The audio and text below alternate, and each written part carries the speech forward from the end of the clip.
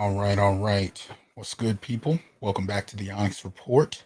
Hope everybody is well.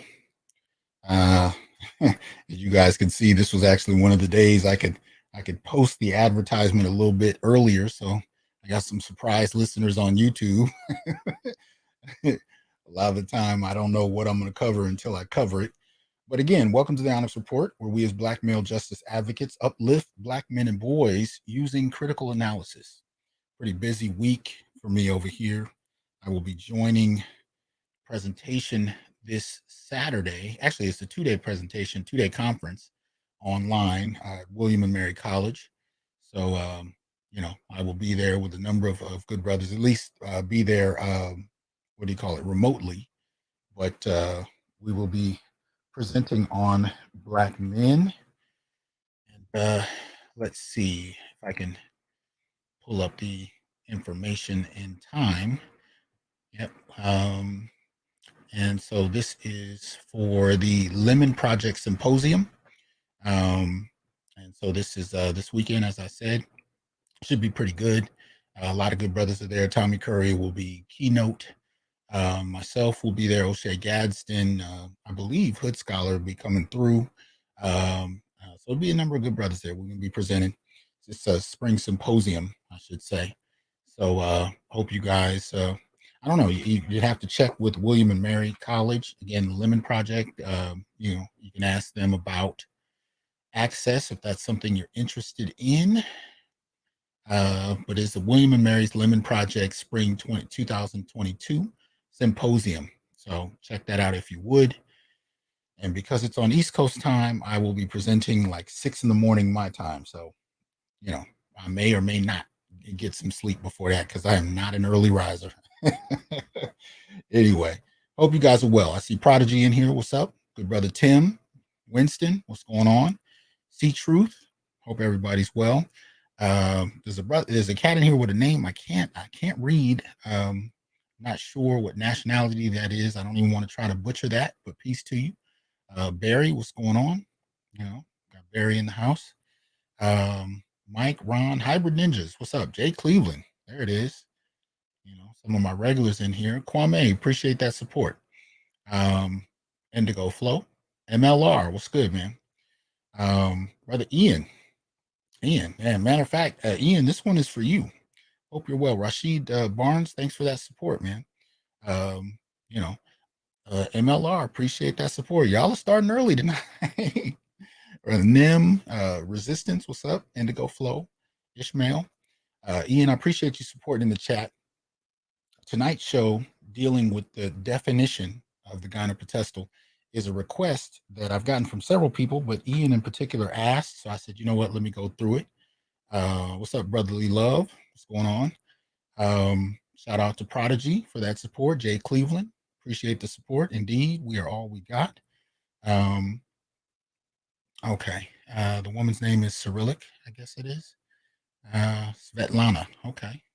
All right. Appreciate that, Winston. Svetlana Katina. Wow.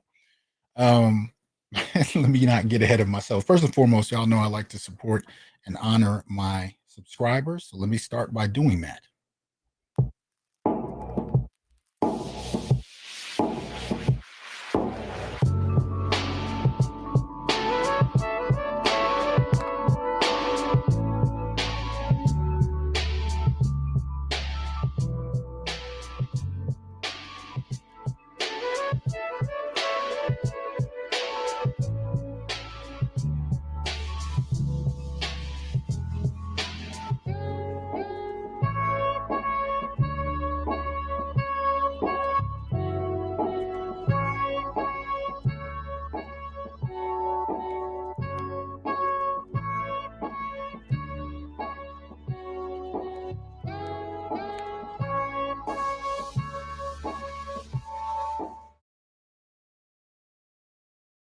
All right.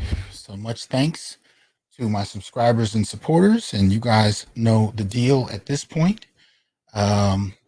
Jay Cleveland, again, appreciate that. It looks like my system is catching up here with supporters, but it's still doing the most. Anyway, you guys know what it is. Support the channel, like, share, subscribe, join, and donate if you would. Support the channel. You can do that right here through YouTube with the super chat, or you can do it through Patreon, Cash App, PayPal, or Venmo. You can also become a monthly supporter either on YouTube or Patreon, and you can become a monthly supporter of the Institute for Black Male Studies. So please make sure you support both. Mr. Blue Collar, much appreciation. Thank you for that. So, yeah, let's get it in. All right. Let me start out by getting some things together here. Today has been kind of a whirlwind, and y'all know we've been kicking up how often we broadcast over here with the Onyx Report, moving to a daily format as far as mostly 5 days a week if I can. Last night I had a meeting I couldn't get out of, so I think we've only done one other show this week so far.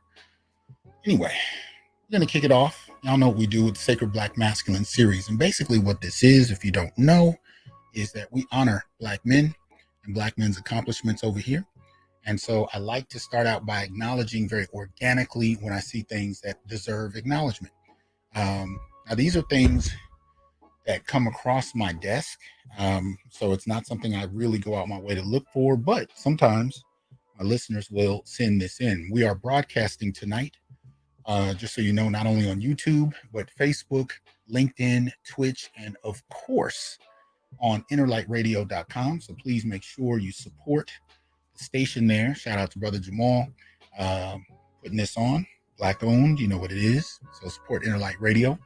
But to kick off our Sacred Black Masculine series, this here you can find on shopblack.us, entitled Black Developers Make History with $100 million Project in Birmingham.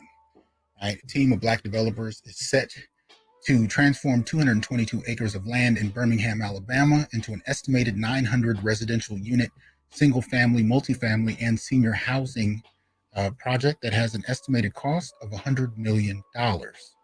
Birmingham City Council, with Mayor Randall L. Woodfin, today approved an ordinance authorizing the sale and development of real estate with Green Meadow Apartments, LLC. The development team is all African American, including the general contractor, with over $2 billion to date. This is the largest transaction led by African Americans in the city's history. I cannot speak to the particular politics of the area. These kind of things I generally like to wait until they happen to acknowledge them, but this time around I wanted to get that in. What's up, Keep It 100? We got Marcus in the building. I'll make sure you support the Keep It 100 channel. Hope everybody is doing well, as I said before. But let's get it in. And we got to celebrate Marcus because he just got over 1,000 subs. So shout out to that brother. So continue to check him out so we can make sure that he gets that support. But anyway, so as far as this, again, just shouting out this project, hopefully if we get the details to this, it will be as good under the table as it seems to be on top of the table. But those of you who are in the Alabama area that are politically astute, that may know anything about this, feel free to shoot me some information. As I said, hopefully it's all good, right? Brother Malika, thanks for that support, man. Hope you're well. Glad to have you here as usual. All right. Next one on the docket. This one comes from Grambling State. And you can find this on hbcuconnect.com. It's entitled Grambling State's Call Me Mr. program receives historic $2 million in federal funding. This is not. Okay, there we go. It says, throw me something. Mr. is a phrase that has become an important part of springtime Louisiana folklore, especially during Mardi Gras. Grambling State University's Call Me Mr. program is on the receiving end this time, according to U.S. Congresswoman Julia Letlow. During a recent interview, Letlow told KNOE Television in Monroe, Louisiana, that GSU's Call Me Mr. program will receive $2 million as part of $15 million in federal funding for the state's 5th congressional district share of the annual federal budget. Students in Grambling's Call Me Mr. program play such a critical role in the future of our region. We're incredibly proud to have secured this funding and guided it through the appropriations process in Congress. Our team is grateful for the partnership with President Galot, or Gallo, I don't know, Dr. Knopflin, and the entire Grambling community, and we look forward to bringing home more investment for the university in the future. The Call Me Mr. program also refers to mentors instructing students toward effective role models. Was founded originally at Clemson University in 2000. The program strives to increase the pool of available teachers from a more diverse background, particularly among the lowest performing elementary schools. Because less than 2% of the teachers in America are African American males, Grambling State's Black Male Teacher Initiative joined with Clemson's program to help develop and recruit more Black men into the teaching profession. Student participants are largely selected from among underserved, socioeconomically disadvantaged, and educationally at-risk communities. Call Me Mr. serves students at 19 participating colleges within South Carolina, as well as 8 national partner institutions, including Grambling State. Right? Roy Jones, the executive director of the Eugene T, says, "This is a wonderful news, and I believe it shows a recognition of the underrepresentation of Black male educators and what they mean to our educational system. This is such an important program, and I'm very appreciative of Congresswoman Letlow and others." So, yeah, $2 million. Hopefully the program, again, is on the up and up, and it is doing well. It seems to be. I'm very proud to see brothers doing this. I hope it continues. What's up, Ghetto User 49? Appreciate that support. Thank you very much. Let's see here. Yeah, so shout out to these brothers. And this is the kind of stuff that we definitely have to do. I mean, at some point, each of us have to find a way to take what we're talking about and put it into some kind of action on some level. We've got to find a way to actualize what we're talking about, right? Whether it's, in my vein, it has to do more with, creating ideas, publishing, presentations, so on and so forth. For others, it could be whatever that needs to be, even if it's individual mentoring. But at some point, we need to apply what we're talking about so we can actually see some change, right? Shout out to Reynolds or Ray Knowles. I don't know how you pronounce that, but I appreciate having you here. And I appreciate that support. All right. So let us keep it going with a public service announcement before we jump in. All right. Yeah, it's an interesting one. I was hoping you guys would be aware of this. So I'm just bringing it to your attention. If you're not, you can find this on Gizmodo or Gizmodo.com. It's entitled "A Birth Control Pill for Men Could Start Human Trials This Year." Right. So this is dated today. Says the non-hormonal pill was 99% effective at preventing pregnancy in mice. Right? Scientists are still racing to create the first male contraceptive that isn't a condom or surgery. In new preliminary research, a team says they've developed a non-hormonal form of male birth control, one that kept lab mice sterile for 4 to 6 weeks with seemingly no side effects. Early human trials of the pill are expected to begin by the end of the year. The proposed contraceptive is the product of researchers at the University of Minnesota who say it works by targeting how our bodies interact with vitamin A, known to be essential to fertility in mammals. Diets deficient in vitamin A have been linked to sterility, for instance. After a lengthy search, they found an experimental compound that blocks a protein responsible for binding to a form of vitamin A, right? Retinoic acid in our cells, known as retinoic acid receptor. Lost my place. Here we go. Alpha, right? It's one of the 3 proteins with a similar function, and the hope is that its selective blocking is enough to induce long-lasting but reversible sterility while causing little to no off-target effects elsewhere. We're going to have to talk to Dr. Goodbar, get his perspective on the science behind it, and see, if there's any merit to this. Anyway, it continues. There are other potential male birth control treatments closer to fruition in clinical trials already, though it's been a long and difficult road to get there. Most of these proposed options work by targeting testosterone, which could come with unwanted side effects like higher cholesterol or lower sex drive. The UMN team thinks their treatment could skate past these concerns, which could make it a more appealing option, according to lead researcher MD Abdullah Al Naman, a graduate student in medicinal chemistry at the university. Since men do not have to suffer the consequences of pregnancy, the threshold for side effects from birth control pills is rather low. He told Gizmodo in an email, that's why we're trying to develop non-hormonal birth control pills to avoid hormonal side effects. So far, the compound, dubbed GPHR 529, seems to work as intended. In new data presented Wednesday at the spring meeting of the American Chemical Society, the team found that male mice dosed with the treatment for 4 weeks consistently experienced a sharp drop in sperm count and became sterile. Overall, GPHR 529 was estimated to be 99% effective in preventing pregnancy with no noticeable side effects. And about 4 to 6 weeks after they stopped taking it, the male mice were no longer sterile.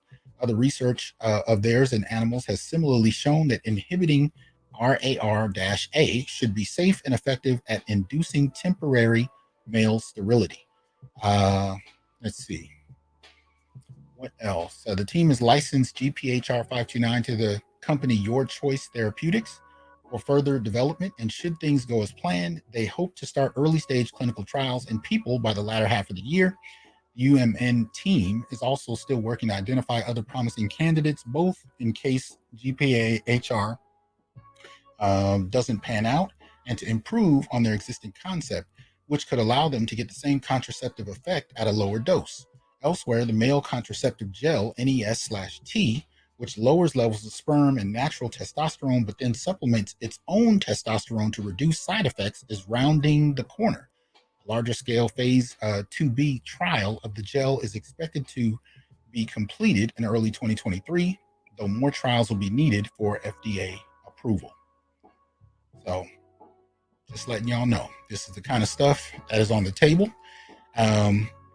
And we got to see what this is about. And again, this is one of the reasons that we would bring in Dr. Dunbar. And we call him Dr. Goodbar. He knows why. I hope the brother's well.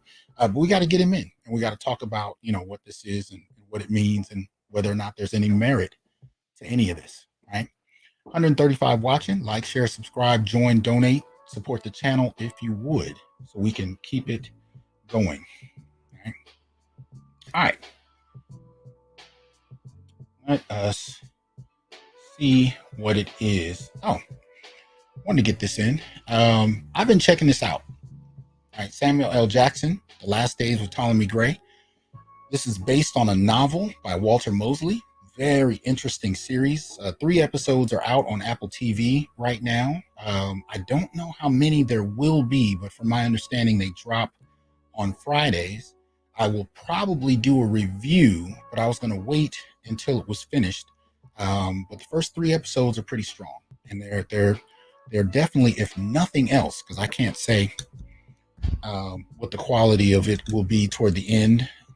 Hopefully it won't be a Game of Thrones thing where this thing is dope and then it ends up being horrible at the end. But I rather doubt it. And apparently this has been a pet project for both Samuel Jackson and Walter Mosley for a minute.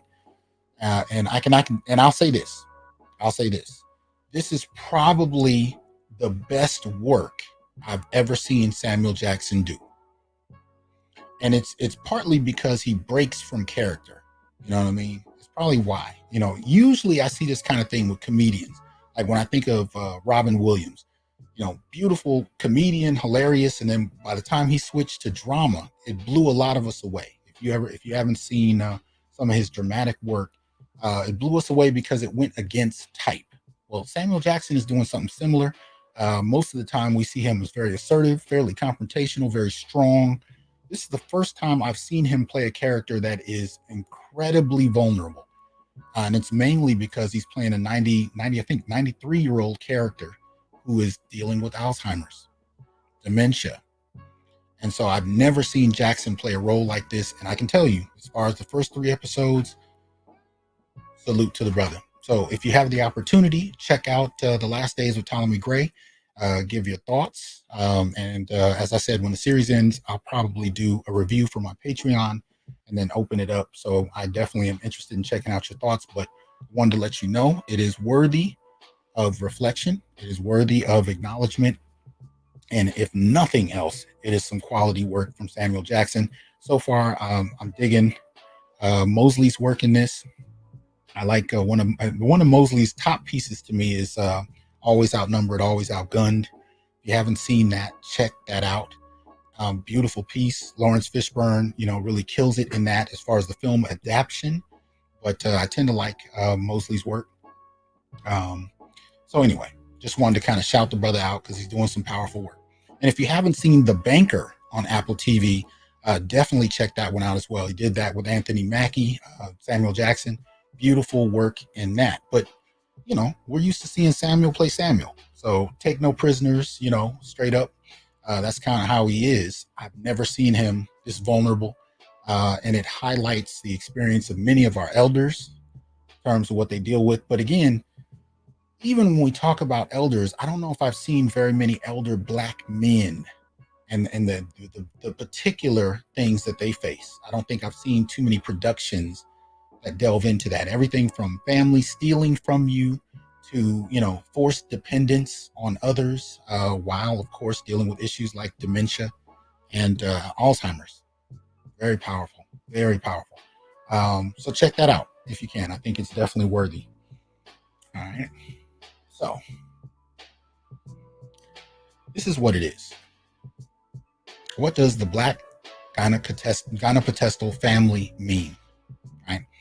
And I invited my good brother to join me on this one because when I first introduced the concept, he joined me in talking about it even then.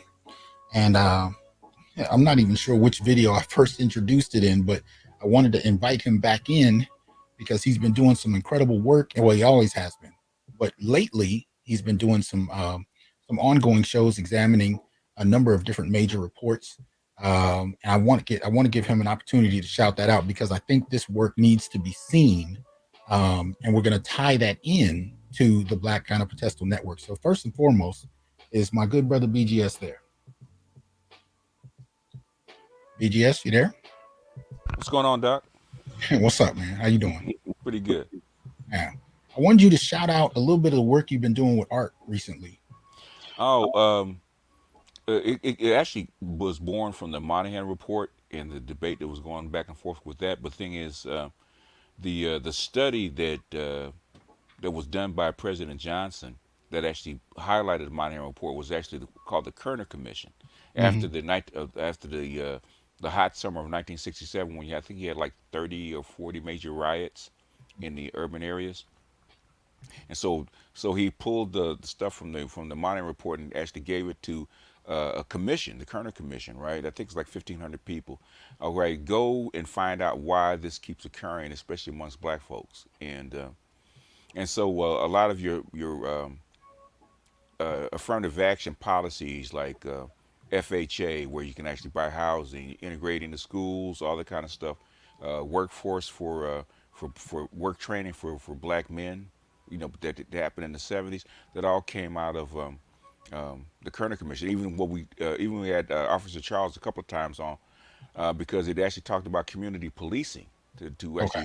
um, actually not desensitize, but actually reduce the friction between police and the urban inhabitants, right? So a lot of your community policing standards actually come from the Kerner Commission. So we wanted to examine that along with the Monahan report and not only see what they proposed, but also what was actually implemented. Mm-hmm. Because the thing is, it's a lot of these policies that we have, we think they've been here forever. But the thing is, they actually weren't prior to 1968. They weren't. Um, so a lot of the policies that we take advantage of, as far as affirmative action, actually came from this. Right. So that's what we want to make sure that people actually know the history of it and why. Like I said, I'm a why person. Why did things come about? Why do they exist? Not that they just do exist. Right. Now, shout out to Durante Swing for the super chat as well as Barry Little. Appreciate that. But you guys have done like a 10-piece series though, right? Yeah, it's actually a 700-page book. So Right. there's no way we can actually highlight the book in just one sitting. We try to put it into digestible parts. So we take like one section at a time. I think the last one we did was about housing and employment. It was no housing and housing and employment. We haven't done education yet, okay? Because there was three factors that caused riots, in inner city. It's basically unemployment for males, especially young black males, and also substandard housing. And why the substandard housing actually arose, because the thing is the reason that the black folks crowd into these urban areas is because the work that they used to do in the rural areas is actually taken up by the machines, by the farming machines, farming equipment. So they had to go somewhere. So they all tried to find work in the urban areas, and that caused the standard rift: not enough housing, not enough work, not enough jobs, uh, not enough space. So on the other end, without jobs and the networks that you had in the rural areas, the family started to break down. So there's a lot of intertwined parts, and basically the report actually does a very good job of actually going through it. Okay. Shout out to Jay Jermaine for that support. Appreciate that. Um, well, we're gonna relate it in a little bit to Hmm. because you and I have these conversations all the time, but Yeah, we're we gonna do. do it publicly so Yeah, people can for delve hours, deeper. for hours. Right? We're gonna get into it, and so I wanted to give some context to this. Hmm. This comes out of a manuscript that I wrote a number of years ago that I haven't published Hmm. yet, but I was dealing with a particular concept, and so let me share it if I can, and I believe I can. There it is. All right. So you guys should be able to see that. So this is a Merriam-Webster dictionary, and it is the definition of matropotestal. Right. Hmm. Grinch, what's up, man? Good to see you in here. Shout out to Grinch. Appreciate that support. Um, so matropotestal deals with, of, or relating to, or being the power exercised by a matriarch of or her blood relatives, right? Dealing with matropotestal authority. Oh, I'll put that in another way. And I'm going to actually read a section from the manuscript so you can kind of see what I mean by this. So let me get up here. Oh, okay. You still there? Did the sound go out? I'm here. Oh, okay, you muted it. Okay, I just wanted to Yeah. make sure. It sounded weird for a second. Okay, so let me see. All right, so I start with a quote. A case which appears to fit a definition of the matricentric family is cited by Yehudi Cohen, 1956. He studied a small community in Jamaica and actually found three family types. Of interest to us, however, is his description of what he calls the matropotestal family. This group is trigenerational and consists of a grandparent, an unmarried woman, and her illegitimate children. The father is completely absent from this household. Now, y'all know we broke down Hmm. Jamaica in our analysis of Errol Miller's piece on the rise of matriarchy. So this actually goes hand in hand with that, even though they're citing something from 1956 and Errol Hmm. Miller's paper is 1988, still Hmm. hand in hand. So thus, the matropotestal consists of multiple generations of females who head their respective families under one primary matriarch, live under the same roof, and pass on family leadership generationally from mother to daughter. Hmm. Gynopotestal then would refer to collectives of women who live under the same roof or in close knit social settings where multiple families are primarily dependent on Black women who Exactly. may or may not have blood ties with one another. Hence, Hmm. even in families where some aspect of it retains a male presence, this generally does not suggest a break from matriarchal status. So, what do I mean by that? Well, oh, actually, I want to finish this last part. Robert Staples suggests, even in those family groups where the adult male is present, by virtue of his sociological status as husband and father, the mother's centrality in the family continues to be manifest. She looks after the children, whether the father is there or not. The mother feeds, clothes, and educates them, and it is to her that they turn in times of trouble throughout their lives. From the point of view of the children, the mother is dependable, the father is not. So the Yes. shift from matropotestal to gynopotestal is really also a shift to the American situation, the African American situation, and it has a lot to do with the economic underdevelopment of Black men. Hmm. But what it produces is a reliance and security in Black women as far as the family structure is concerned. Hmm. Now, I was introduced to this kind of retroactively. I mean, this is something I grew up seeing, but I never really thought it through. And I remember at a certain point, I went on a date. I did one of those, dating sites or whatever. I met this woman. I learned directly what happens when you close crop pictures. When you see people like that on dating sites, I found out Oh why. yeah. But anyway, Okay. we were going to breakfast or something. I was like, I didn't want to just get up and leave, so we had a conversation. But anyway, in the midst of the conversation, one of the things she shared with me was that she and her mother lived fairly close to each other, separate Right. houses. Mhm. Her daughter lived fairly close to both of them in her own house. Mhm. Her Mhm. sister lived fairly close to them in her own house. And each Mhm. household had their own kids, their own family members, some of whom were Mhm. staying temporarily, some on a more permanent basis. And I started to think about this kind of thing. And as I pulled back and really started to have conversations with scholars, friends, whatever, it became more and more clear that this was a constant feature. This has not been new. And then, of course, when I reflected back into my own history, I've seen this quite a bit in my own family and others, where you have this kind of network where almost as satellites, where you have these different households, but they're all headed by women. And Right. there is a hierarchical structure from grandmother to mother to daughter, so on and so Mhm. forth. But it's Mhm. not necessarily relying on the one grandmother figure as head of family per se. She No. plays that role to an extent, but the women share power. This is why I shifted it from matra to gyno, because it's not Mhm. just about mother. It was Right. about female. It was about woman as the leading factor. Abuki, appreciate that support, brother. Hope you're Yeah. well. And and and and Support and, the and Abuki the all channel. Go ahead. and the elder matriarch is actually more like a like executive function. Go ahead. I didn't. The other I was matriarch. gonna say like the granny or the elder matriarch is like Mm, the executive function. You okay. know, she's in other words, if there's something to be decided, they all go to granny or who the head matriarch is, and said they get together and they Yeah. figure it out. Hmm. But individually, they run their own household. But Right. granny has the influence. It's not like a military structure No, where she's a general and everyone else are private. it's almost like a franchise. Yeah, well, yeah, actually, very much like a franchise. So Hmm. the Gynopotestal network has to do with that dynamic of satellites, Yes. and so if this is the fundamental basis in many Hmm. respects of the Black family, we'll go through some charts in a minute to kind of illustrate what that looks like. Hmm. But this is the base unit of the Yeah. Black community as far as family. Understand that other institutions are built off of it. So whether you're Right. talking about church, whether you're talking about organizations, whether they're political organizations, Hmm. protest based, grassroots organizations, all of these various institutions rely on this gynopotestal framework. So it is in Hmm. this respect that the gynocracy is based. In this kind of structure, because fundamentally, just as Robert Staples has pointed out, and what we've heard BGS talk about for several years now, is Hmm. her economic dependability is one of the Right. main features. And this is something Hmm. that we've seen really take shape in the 20th century, right? Where her economic stability becomes one of the driving factors around her authority.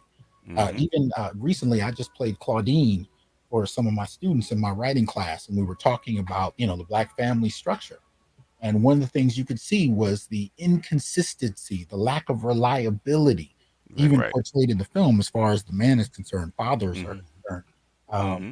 hopping from one place to another due to, even then, early family court policy and the impact it had on many Black men, right? Hmm. But a very different effect on Black women who were Yeah. able to barter their position for stability. Go Yeah. ahead. Yeah. That shortened male lifespans. Because Mm, black men do die earlier. mhm. Uh, uh, Incarceration, work, all those factors, and there's not just one factor. But unemployment is one of the main factors, but there's others. Like down south, okay, unemployment was an issue. The thing is that um, the average lifespan of a black man up until I think was it 1940 was 31 years old. Mm, damn, So damn, mama would have to have that she raised her children have to have a series of men that actually step in. yeah. She'd have to have a replacement until at least until the children got old enough to where she wouldn't need a replacement. And that's an incredibly important point, because even if we're talking outside of urban areas dealing with welfare issues, yeah, Hmm. if you're, especially if you come from a sharecropping family, if the Hmm. women are working domestic work, they're doing Hmm. domestic work and whites houses, that's more dependable It than whether is. or not a crop is going to have some kind Mm-hmm. of success at the market after the season is at the end of the season. Mm-hmm. So there's as far as dependability, there's an early kind of version of it there. Yeah, yeah, But yeah, I yeah. think it gets even worse by the time you get to the urban, north. It gets worse than it says. Especially, like say, the Du Bois was the first one to actually record it in the Philadelphia Negro. He actually noticed it amongst the what he called the lower economic class blacks, Mhm. um, the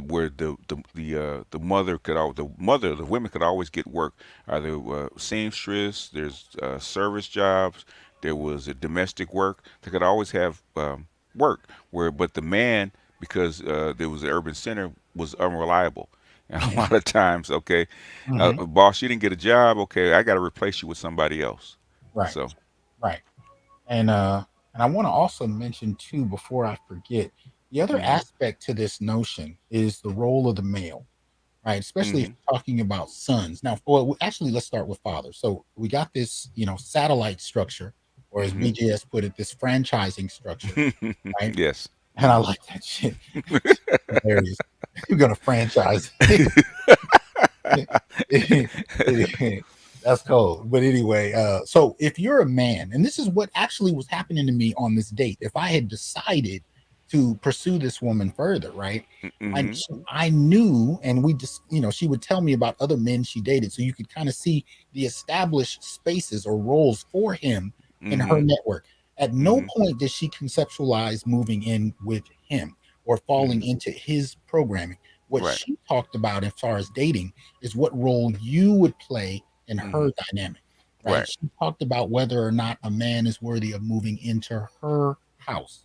Now, Yes. so you Yes. already have a power structure in place where you are not going to come in and establish order because it hmm is her space, right? So hmm there's a psychology around who lives with who that even plays into this, right? It does.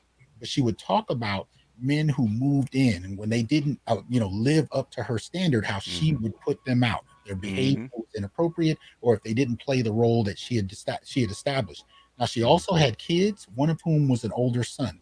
So she hmm established very early, even in that first conversation with me, the role you would play is as disposable father. You come in, you guide him. Now, mind you, this kid was already over 16 and had been in and out of several juvenile institutions.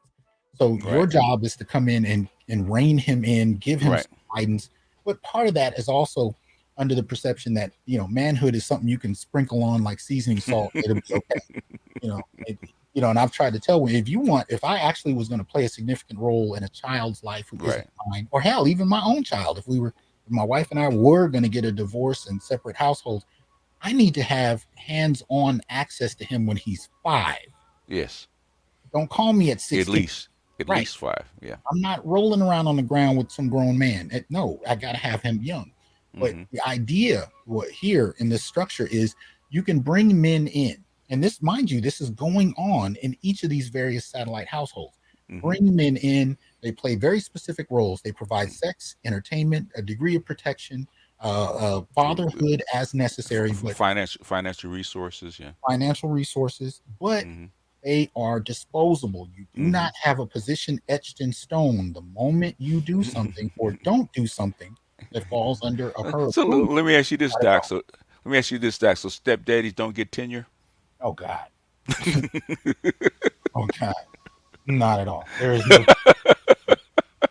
no tenure, there's no retirement package. If anything, you are her retirement package because if you stay long enough, especially if you marry, you hmm may be on the hook for child support, even for children that aren't yours. Yes. And if not that, of course, there's the option for alimony. But at the end of the day, even while you're there, you're still perceived as a resource, right? And that's considered tied to your very manhood. So these are Yes. all ideas that are kind of linked together in this way and play into your established role. And you play that role until she gives you permission to change it, or usually it's still under her, auspices, or you got to hmm go and she'll Yeah. replace you with another. So in the Another. Gynopotestal framework, hmm men hmm are exchangeable, right? But go ahead. Yeah, that yeah, there's a very good book. It's not a good book, but it's a decent book by Diane Stewart. She's been, she's been a professor, been teaching these kind of courses for the last, I say, 20 years, right? Mhm. About the relationships between black men and black women, and she calls it the Africana Kinship Network, right? Where Right. you have this Gynopotestal network of women that are sometimes blood related, sometimes not blood related. You know, all the aunties and sisters that from another mother. You know, that kind of stuff where they're all networked and they all kind of form underneath a, a, a Gynarch that they respect. Mm-hmm. And she said under that kind of framework, a woman could actually have children by several different men, married like a what they call it not a situational, but the thing is that what do they call it? They call it monogamy, serial monogamy. Okay, Mm-hmm. marry this guy, have a kid by him, stay with him. It doesn't work out for 2 3 years, divorce. Take the next guy until she finds one that she likes, and that's the one she'll stay with until death do us part. And she believes that that's the framework for black women. And I think what's happening now instead of that, what you have is what they call this co-parenting, right? Mm-hmm. Where the woman will have a child by a man, whether she marries him or not, and she'll still get the same kind of support of a father from the child's father, but she Mm-hmm. has the options of bringing in other men Right. that she likes, Well, and which that is which is a you know which is what is it, a spin on this kind of protestal network. But the network is still the base. well, and that's also because at the end of the day, Hmm. in this framework, she's the last decision maker. Right. It's the authority; it rests in her, and this is something Yes. that even if it's not said aloud, you're expected to participate in. And I've had several, women actually invite me into that structure, and it's very slick how it can happen. Hmm. Very Hmm. slick. It starts with compliments, it starts with affection, but you learn very shortly that the structure you're being invited into is one that you don't have any kind of permanence in. Now, Hmm. also, the idea you're talking about comes out of the fictive kin idea that came out of slavery, which basically has to do with the family not necessarily relying solely on blood membership, because if you were on a plantation, you couldn't control who was sold, and who stayed. That was not Hmm. under your purview.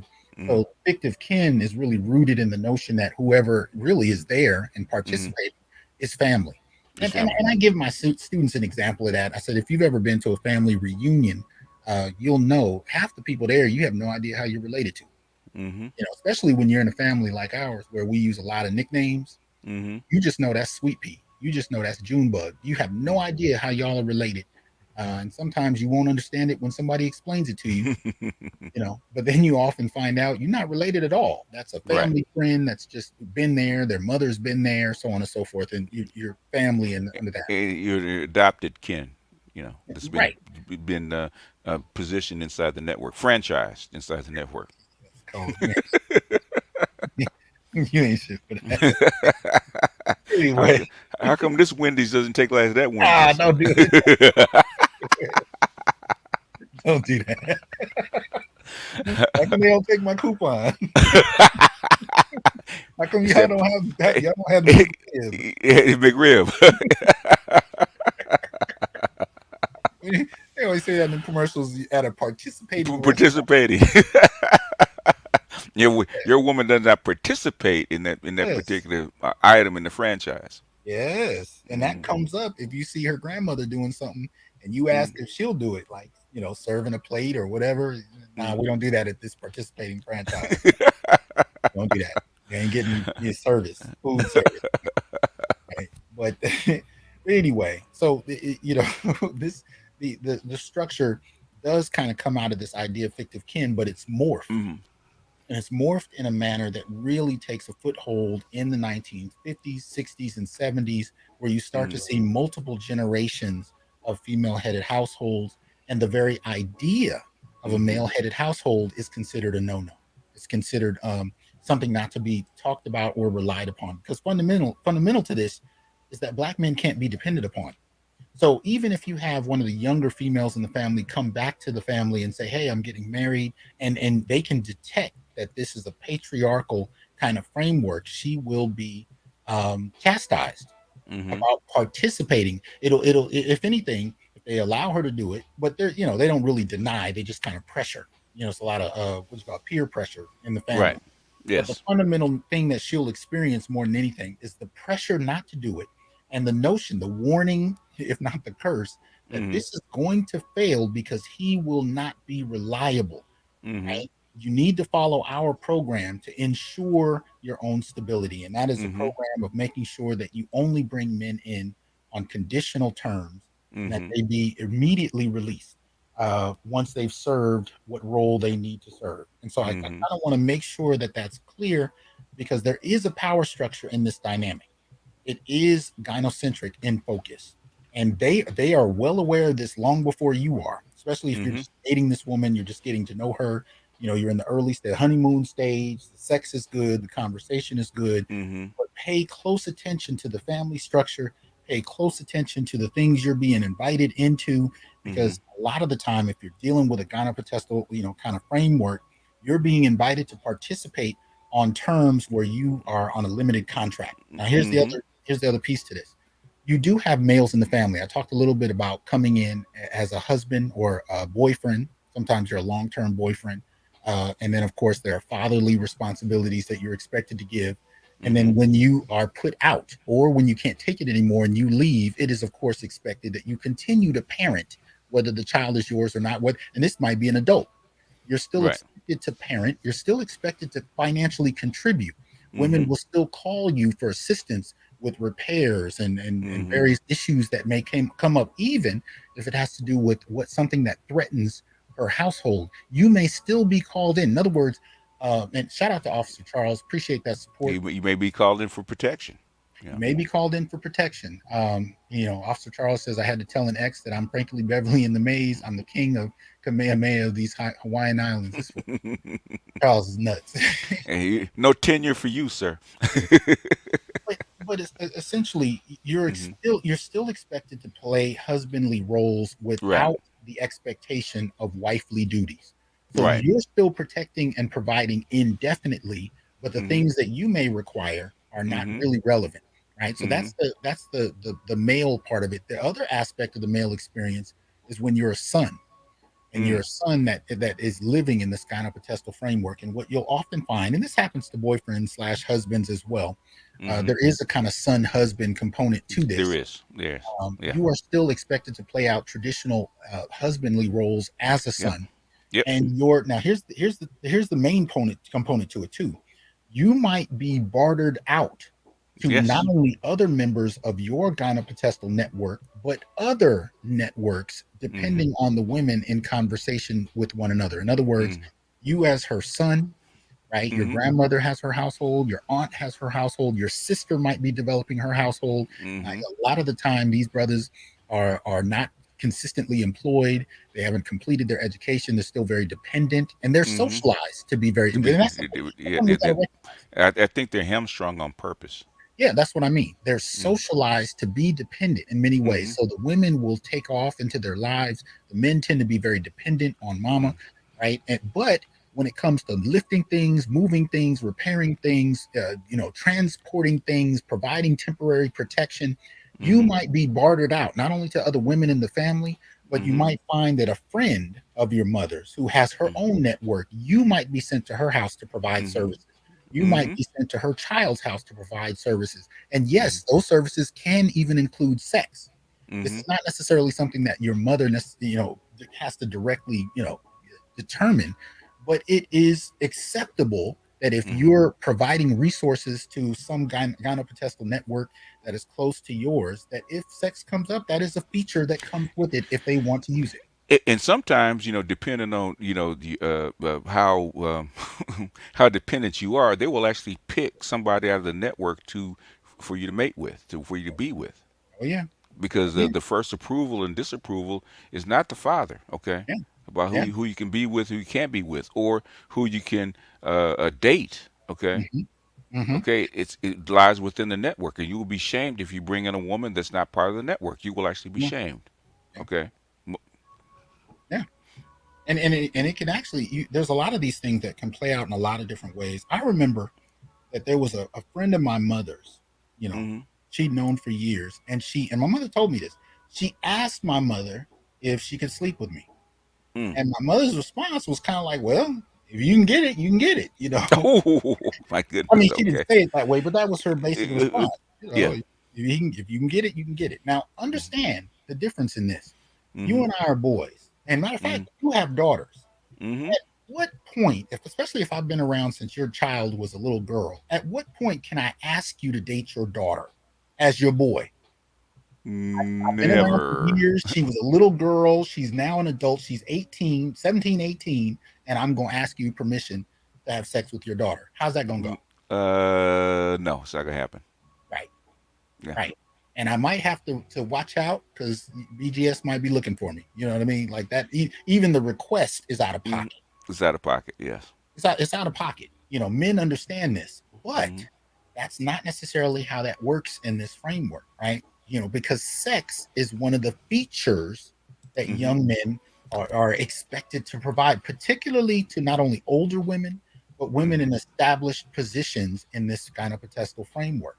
You may not Mm-hmm. have that kind of stability in your own life, but Mm-hmm. even moving from your mother's house to a woman's house to another woman's Mm. house, these are features of someone who's Yeah. been socialized into that Yeah. network too. Okay. And if you ever, I just thought of something. If Mhm. you ever, we call them homosexuals, right? Where they move from Mhm. one woman to the next, right? Mhm. And and we always look at it as imagine that the man is in charge of moving, using women as a resource, right? We never Mhm. look at it the other way that the women are actually sharing him as a resource. That's yes, and that is one of the things I'm saying. We have all seen Mm-hmm. what we call home. What do you call it? What did you call it a second ago? Uh, Homosexuals. Homosexuals, and we Mm-hmm. laugh about it. We dismiss it in hell. In many spaces, we chastise men that participate in it. Yeah. Yeah. But at no point do we actually think about whether or not these young men have been conditioned into Condition. it. If you look at, go back and look at the movie Baby Boy with Therese. Okay, Yes, he was actually yes, shared by three women, yes, absolutely, including absolutely. his mother. Absolutely. Hold on. Let me shout out Dr. CD2. Appreciate that support. Sam C. Thank you for that, and appreciate that. Drew Main for the support. That's an excellent example. If you look at Baby Boy, you're seeing a Mm-hmm. grown man that still lives with his mother, who Mm-hmm. goes from his house to his girlfriend's house. Mm-hmm. Absolutely, absolutely. But the other twist to that is he pointed out when she talked to him about how he wasn't growing up, he wasn't living in his own house. She said, "You never lived in your own house. This is mama's house. You just Mm-hmm. inherited it from her." He was Mm-hmm. pointing out the Gynopotestal framework. And her Mm-hmm. response to him was basically, if I remember correctly, she kind of ignored the point. But the Mm-hmm. reason she could ignore the point is it's perfectly acceptable because Mm-hmm. she's in charge of her own household. And when her mother passes, inheriting that house is fine. That's Mm-hmm. part of what's expected of her role. But you as a young man are conditioned to play out a very specific set of roles. And so this is really what this speaks to. Mm-hmm. And it has standing in some of the statistics we're going to look at because at the end of the day, we want to make sense of how this comes about. Because trying to get people to shift their view from just punishing men to Right. actually looking at how this starts in early childhood. Mm-hmm. Right? In early childhood, you actually have to start that early to understand how some of this goes. Some of the reports that I've shown you about mother confidence and boys' academic achievement, even when boys are achieving more Right. than Oh, girls, yeah. mothers still Yeah. have black mothers in particular will have low confidence in boys, and the impact that has is it Yeah. generally Yeah. lowers performance. Which is interesting because somebody, I think it was Michael in Austin, Texas. He was asking me for the study that I actually did a video on, right? The video was, I think it was uh, uh, do white women make better mothers for black boys, right?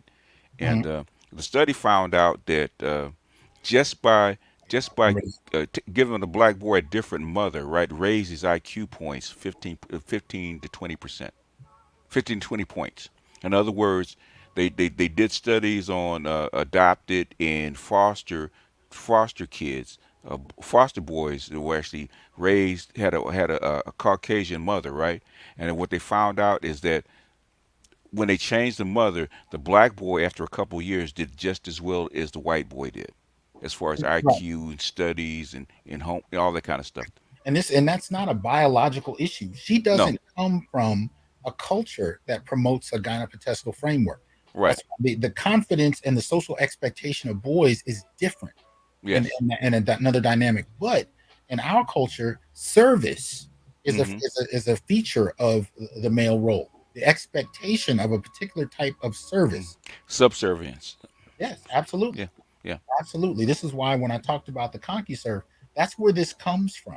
This is Mm-hmm. not an individual that comes out of context entirely. This is an individual that comes out of a social structure Mm-hmm. where girls are rewarded for Mm-hmm. being able to achieve and expand their lives. Mm-hmm. Boys are kind of socially rewarded for service.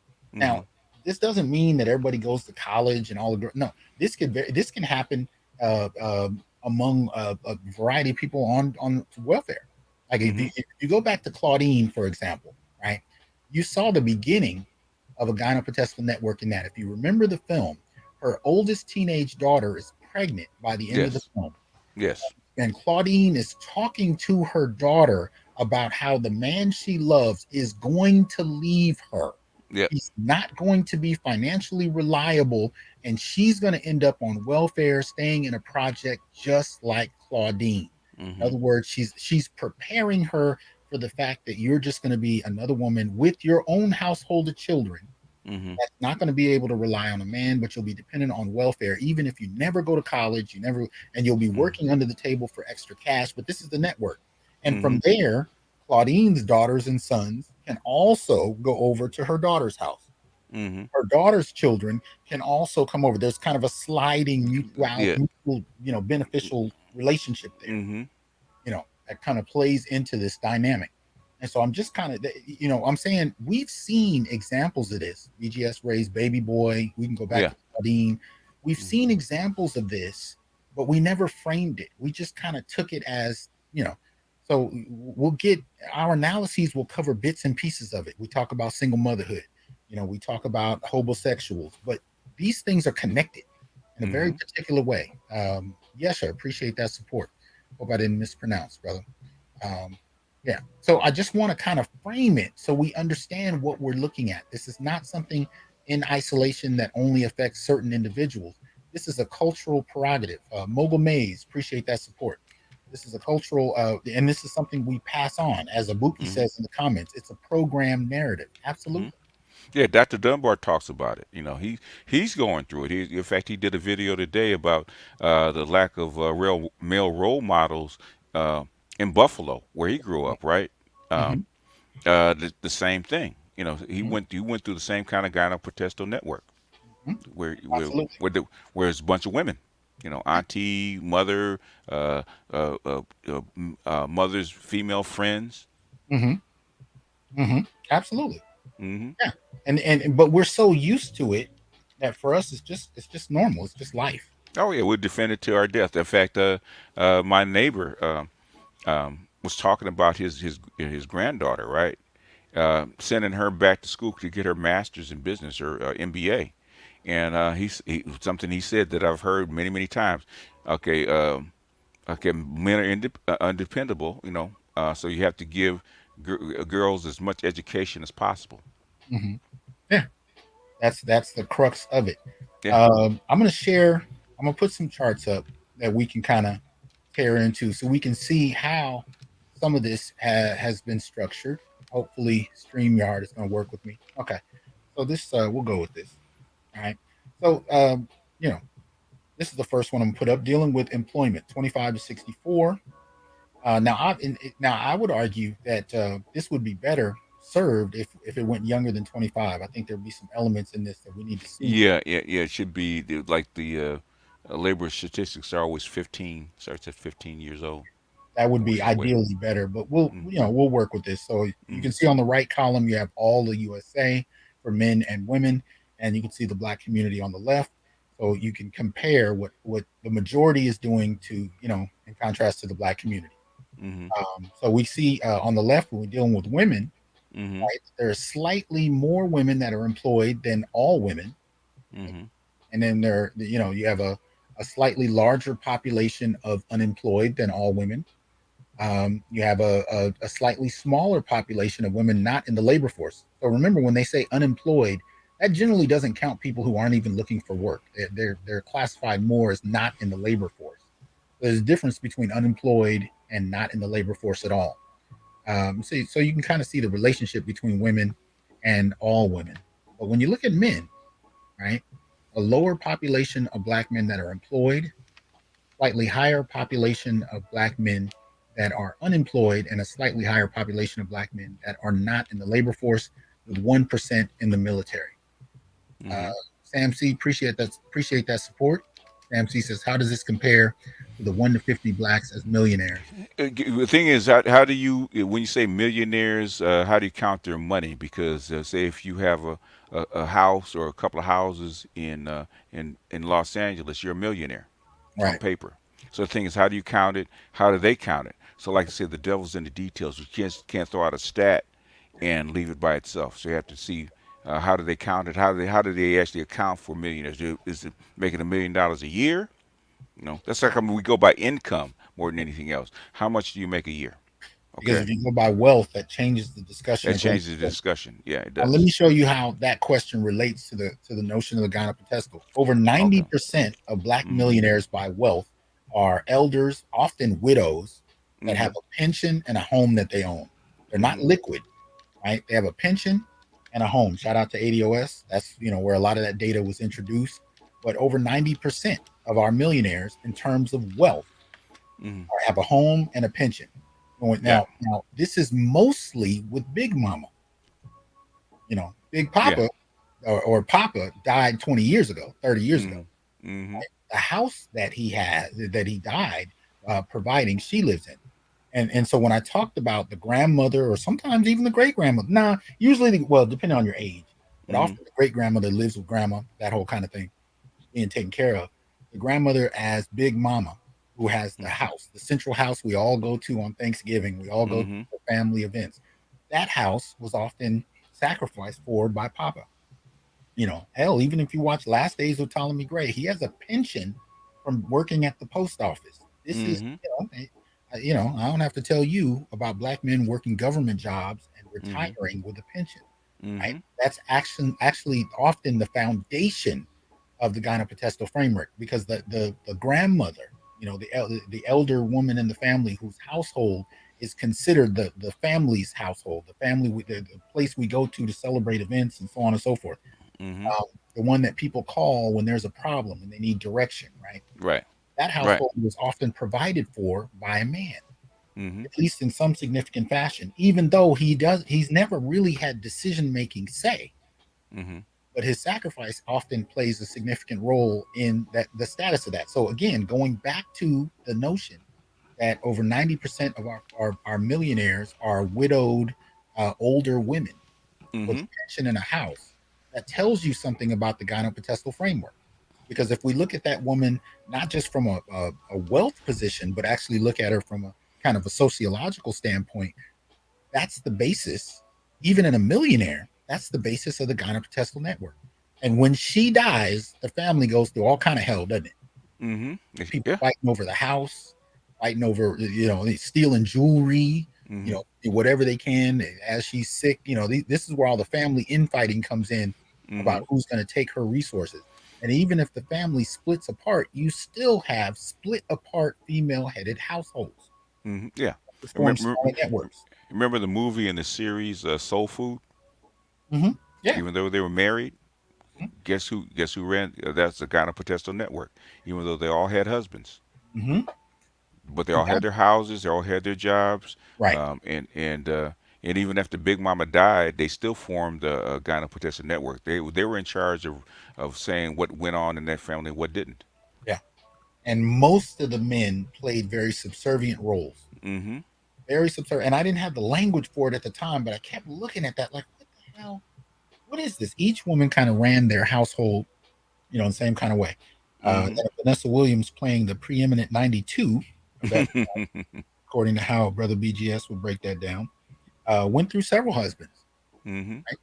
They may have left, she may have put them out, but she stayed in her house the Mm-hmm. entire time. They came and went at her discretion, right? So this is kind of what we're looking at. But in terms of employment, you can kind of see, even though it's not as dramatic, because keep in mind this is a very specific age sample. It's still Hmm. kind of, you can still see the instability in terms of how men are positioned and how women are positioned. Right? Any thoughts about this before I move on? Anything you want to add? No, I mean the one thing you want to that you notice, right, is the white women, right? Hmm. Okay, white women in 1960 were only in the labor force like by 11%. Okay, Hmm. it was fast forward they've not only surpassed black women, which who have always been in the labor force, but thing is um, they surpassed black men. Hmm. Hmm. Okay, black men used to be in the labor force a lot more, but black women, white women actually took the place to be, be being like almost like in second place, about right behind white men. Okay. Okay. Uh, hold on. Will B drops some information. He said the data is not totally correct based on Darity's book. Keep in mind, too, though, this is based on 2017 data, which is older than that. Hmm. So this doesn't, for example, take into account the pandemic. So it'd Hmm. be interesting to see those kind of numbers. But What the thing is, Darity is not. Darity is reading from the same source. Okay, look at the bottom. It says U.S. Bureau of Labor Statistics. sure, sure. That is a source. Okay, that's your source. That is the ultimate source. That's where everybody get their stats from. But what I Darity is a secondary source. But the reason I'm highlighting this, though, the Hmm. time period, is because Hmm. you're going to hear this on every chart we cover. It's Hmm. always going to be a question of, well, how to interpret it. And I want you to know that this kind of data is very specific. You got to be very careful about what you look at on the chart. Hmm. 25 to 64 is a very specific time frame. It is. The years involved, very specific. Yeah. The gender, race, very specific. So Hmm. you can look at a chart that slightly shifts one factor, and it'll be extremely different. So I Right. just want to be very particular to Yeah. that. Um, and sometimes just by year, this can be a whole different dynamic. Yeah. But you can go to Black demographics and look it up yourself. It's not Yeah. something that we came up with. And I'm sharing Black demographics today for a reason. I signed on to support. I think they only request $1.99 a month. And as Yeah. many people rely on them, they deserve the support. And I support, such a website because by providing information to us, it gives us Hmm. a better opportunity to analyze what's going on in our own community. So shout out to blackdemographics.com. Support them, become a monthly member. It's only $1.99, but I think they are deserving of it, and it helps them improve the quality of the reports that they're able to produce because they're going through quite a bit of data. So here's another chart. This is dealing with some of you follow me on Facebook, saw me post this, dealing with Generation X. So again, I want to be very particular. This is Hmm. Generation X. This is not the silent generation. These are not the boomers. It's not the millennials.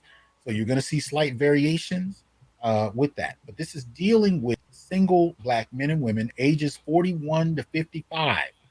So Hmm. this does not encapsulate all Black people or even all Generation X. It's age 41 to 55. So in case there's a slight age variation, like 1 year could change the numbers on this report. If they change if they decide they were going to do, 41 to 59, Hmm. these numbers would change. So I just want to kind of put that out there. When it comes to this type of data, it changes. Now I would have made this left to right. They did it right to left. So Okay. basically, what they're showing is no income on the far right, and then when you get to the far left, it's $100,000 and up, right? So this is average yearly salary. This is not wealth. This is not what you own. This is not what you're worth. This is strictly salary. And what you can see in this for Generation X, age 41 to 55, right? Uh, 1 million, 1.4 million Black folk have no income. Hmm. Slightly more men than women. So if you look at it, the dark gray are men, the lighter gray are women, right? So when it comes to Black men, 41 to 55, you have slightly more, about 40,000 more that have no income. Hmm. 1.4 million. That is almost that is slightly the majority of Black folk at that age range. That's slightly the majority. Second group, under 20,000 a year, 692,000 people, but you find 151,000 more women that earn under 20,000 a year. Okay, that's what we're looking at. 20 to 50,000 a year, you have 1.3, almost 1.4 million people. with 311,000 more women earning between 20 and 50 a year than men. Right. So you can kind of see that other chart playing out here a little more specifically. Right. And then by the time you get to the 50 to $100,000 range, you can see that there are 151,000 more women than men that earn in that range.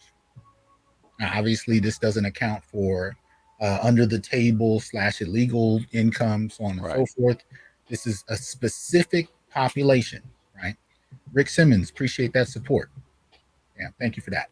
So 834,000 in total, 151,000 more women earning between 50 and 100,000 than men.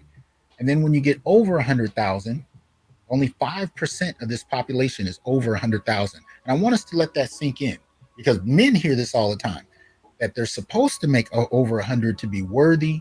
Right. And women who make over 100 tend to be bragging about it, showing that they can do it. And thus it becomes a shaming tactic for many men. So, regardless of who you're hearing it from, it's usually a slap in the face to men. But only 5% of Black America in this age range Mm-hmm. is earning 100,000. And isn't it interesting how much of our self worth is determined based on 5% of the Mm-hmm. population? Because mind you, it's not just 100,000; it's 100,000 and up. So this includes all the millionaire on the basis of salary. This, all of those people, the Oprahs, the basketball player, anybody in the age range, I should say, or retired athletes or entertainment. Anybody in that age range in the Black community fall in that 5%. Right. Everybody you've ever seen on a movie screen or TV in that age range is in that 5%. And you see that there are slightly more, there's about 35,000 more women than men that earn 100,000 and up. Yeah. Any thoughts about this? Yeah. Well, number one, there's going to be slightly more women still alive, in that age range, Mm. Yeah, very because true. so the thing is that I think by the time you get to 41, in the 40s especially, I think there's a I think there's I think the ratio of men to women I think is like it's down like almost like 37%. Mm. In other words, there's like a 10-15% difference between the amount of men that are still alive versus women. So we have to take that into account. There's not as many men still alive. Well, first of all, shout out to Black Vulcan for that support. I love that name, taking me back to the Super Friends. That's what's up, Black Vulcan. But I gotta say, one of the reasons I love doing these shows with BGS is he'll drop something. I'm like, are you gonna have me open up the top 10 causes of death? What I'm saying is when you look at numbers, because they're not doing percentages, they're looking at numbers, Well, amounts of people. So when you look at raw numbers, you got to understand that the populations aren't the same. It's not a 50-50 divide in population. mhm. So you're taking Generation X, you're taking 4.5 million people. Thing is, what's the ratio of men to women in that population? So there's factors in it, but it's still telling. Oh, it Um, is. look at the largest group in this whole chart is no income, which is 31%. Yes, absolutely. It's the largest group. And that's why when you look under the data under 21,000 a year, I mean Hmm. you're already talking about 46% of Black Hmm. America. So between no income and under 21,000 a year, and you can see this playing out in other charts too, especially those Hmm. that deal with familial income, multiple Hmm. incomes under one household. You're still dealing with over 40% of Black folk earning less than 20,000 all the way through no income at all. Right. Yeah. Yeah. Basically, yeah. Working class, lower working class, and almost poverty. Yeah, So absolutely. that's almost half of that group. Now, I posted in my community tab the top 10 causes of death for Black men and women.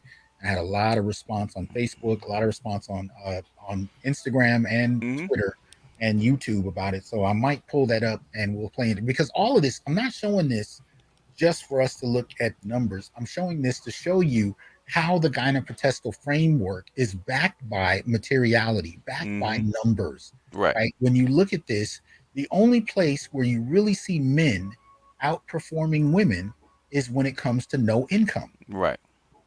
And this is my generation. This is 41 to 55 years old, 4.5 million people. you're still dealing with black men in a position where no income is the only numbers that are the only numbers that they dominate here. Mm, So again, when you look at the Gynopotestal framework, that's fitting, right? Because mm, those no income black males that we're talking about, those are the homosexuals. Those are the ones that are living with mama. Those are or, the ones that are bartered around town for time, purchase or homeless, or homeless. Yes, or hustling till they die. yes, The guy comes in and puts in a door, or changes out your hot water heater, and he's got to go yes, from place to place. In his yes. old truck, and he's like Mhm, 70 because he can't mhm. retire. Yes, sir. Yeah. Sir, I know men shining shoes in their 70s, Mm-hmm. no health care in their 70s, that kind of Mm-hmm. thing. But and with cancer, Mm-hmm. but they're still grinding, right? Um, Now this is the bottom half of the same chart, and this is Mm-hmm. educational attainment.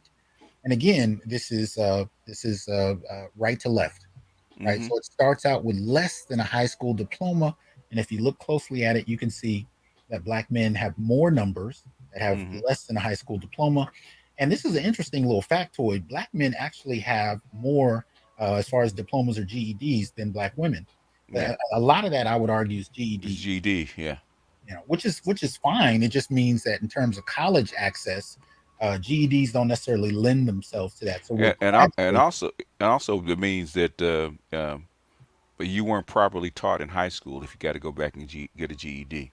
Uh oh. So Uh-oh. Which means you have to go back, but it also means you're not in the pipeline for higher education. higher education, yeah. That's reserved for women for the most part.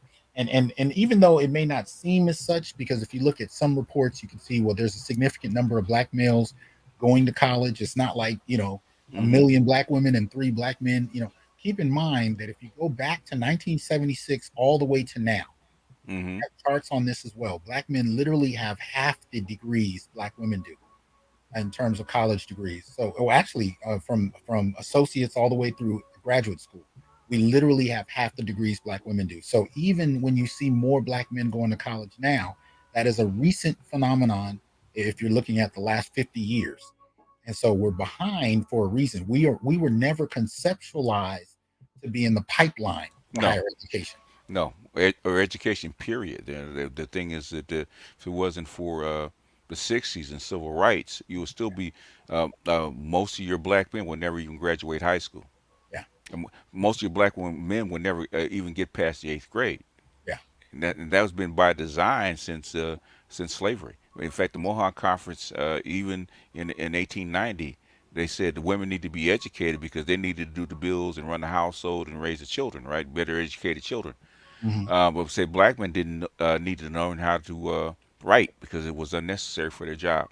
Hmm. And that was that, and that kind of perpetuated itself until the Money Report. He said, okay, without a proper education, these men cannot move into higher jobs Right. like factory jobs and working for Ford or whatever, right? Because they didn't know how to read, Yeah. so they had to redo that.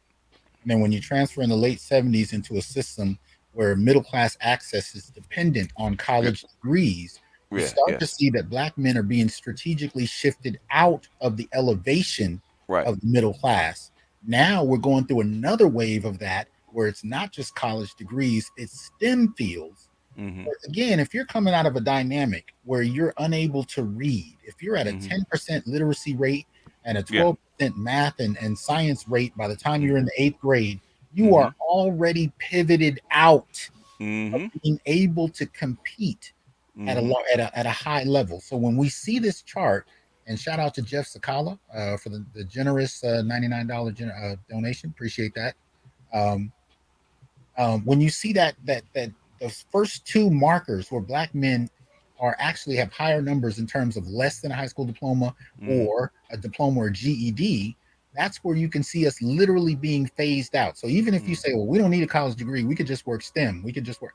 Understand something. You need to be able to read and do math, mhm. be competitive in the STEM realm. And if Yeah, our K through 12 experience does not generally lend to that.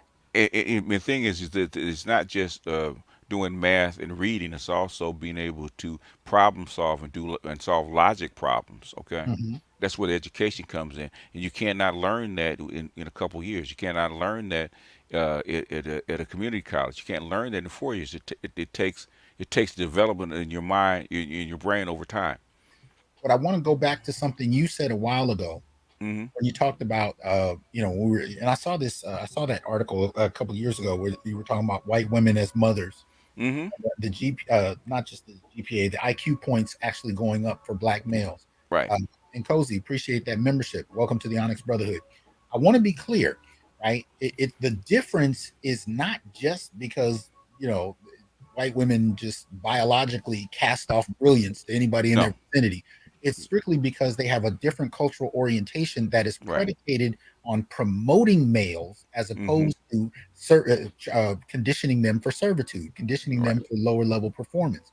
That confidence, that expectation, that support is Mm-hmm. what generates an improved performance in young men. Mm-hmm. So when Mm-hmm. we look at these charts and we talk about the low levels of graduation from high school and or college, and really, in terms of a diploma, not a GED, that could be reversed if we were talking about invested confidence in young men. But we're not necessarily seeing that. So I just want to put that in context. This is not to say that black men could not perform, but it is Mm-hmm. to say they're not being supported to in the same fashion. The Mm-hmm. emphasis is on the girls to go Yeah. forward. Yeah. So if we look at some college to no degree, some college but no degree, right? We see the second largest population there with over a million, and black women outnumber black men by 211,000, and that's because black men aren't even going to college in the same numbers.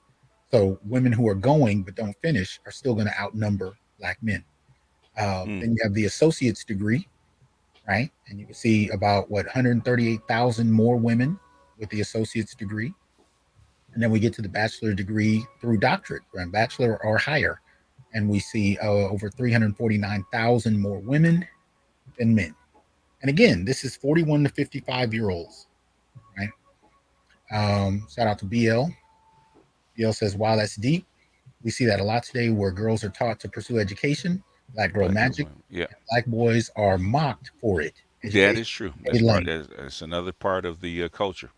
Yeah, absolutely. So I just want to I wanted you to see educationally. So we saw it in terms of income, what could produce, right, the Gynopotestal framework. We are also seeing it in terms of education. You are not expected to perform well academic high level academic performance. It lends itself to independence. They don't want black men independent.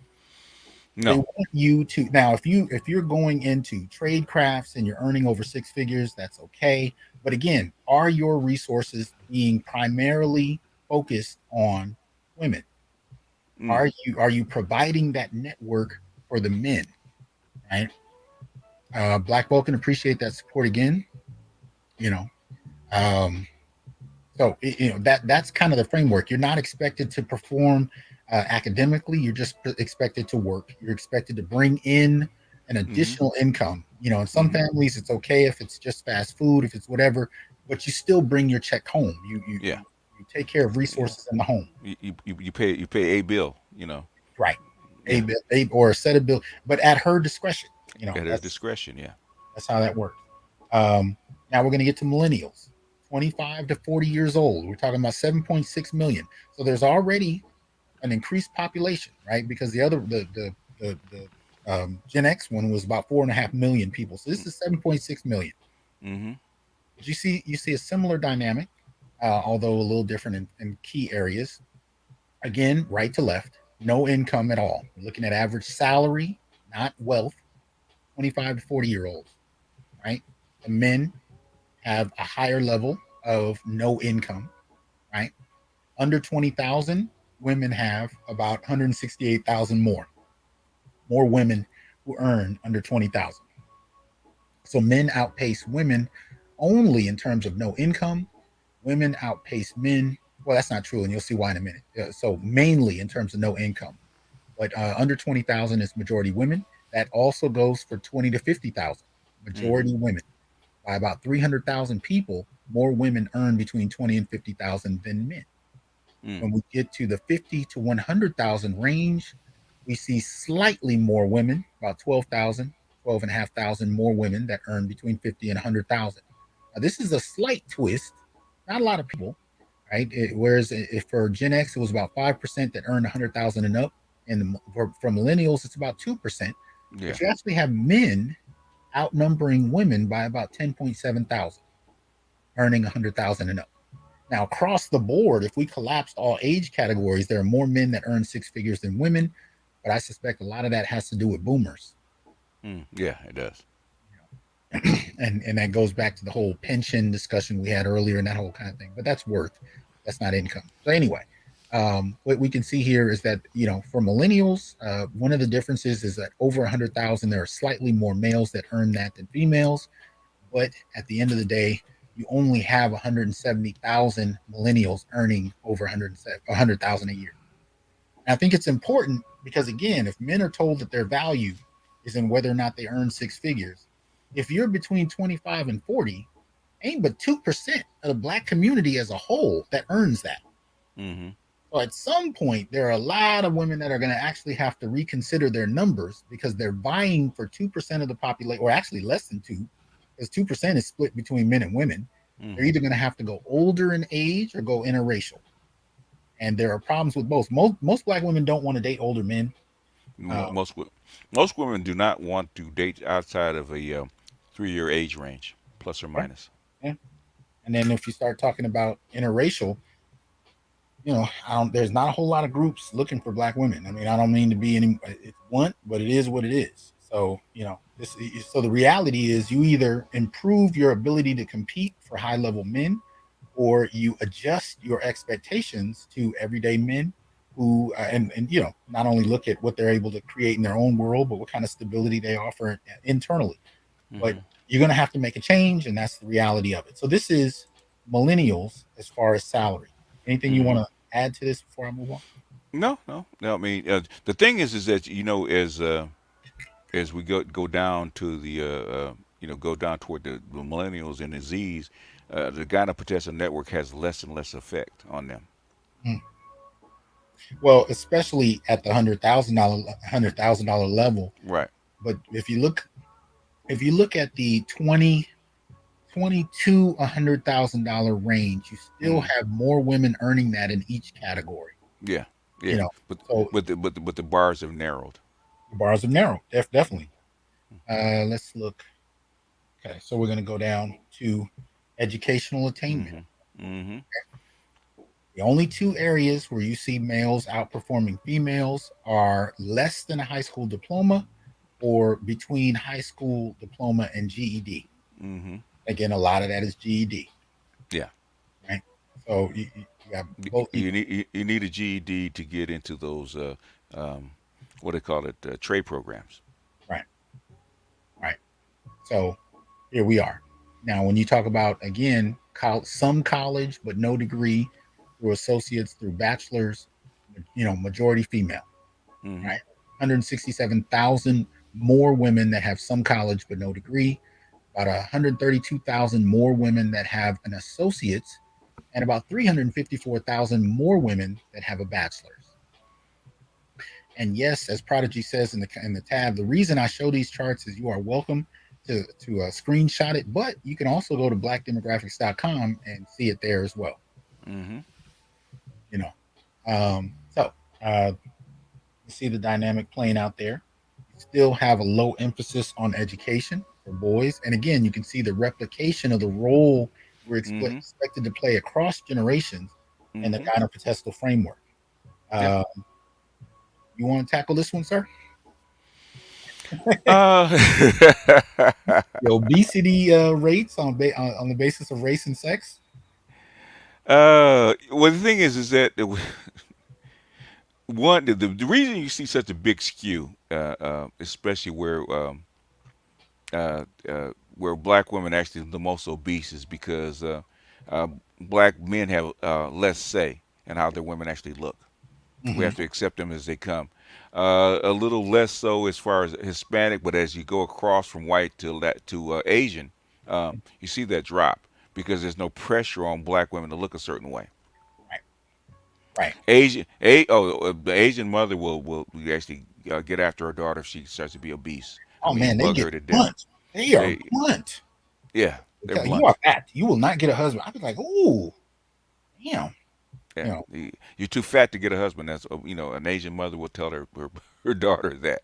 oh man, You're eating too much. I mean, the Asian mother will keep her daughter in check about how much she eats, her weight, exercise, all that kind of stuff. right. Now notice in the white community, the rates of obesity are about the same, Mm-hmm. 38% for men and women. Mm-hmm. But in every other community, there tend to be more women that are more obese than men, with the black community leading everybody in terms of Mm-hmm. 55% of black women being more obese, 37% of black men. But there, what's interesting to note is that black men, there are fewer of us that are obese than there are Hispanic and white men. That's, something to note. Yeah, I mean, well, because black women do not want fat. For the most part, will shame black men for being fat and won't pick them. So they want as Ron Wills calls the alpha showpiece. They Yeah, want their men to be fit. yeah, You know, yeah. because they're the object of desire. Yeah, absolutely. Now, Hmm. the reason that I show this in relation to this whole conversation about the Gynopotestal framework is that one of the shifts that takes place in Hmm. this is that the very aesthetic of womanhood is no Hmm. longer tied to what men are attracted to. In Right. other words, we're told accept what we feel like giving. Take Hmm. or we usually hear it, take me as I am. Yeah.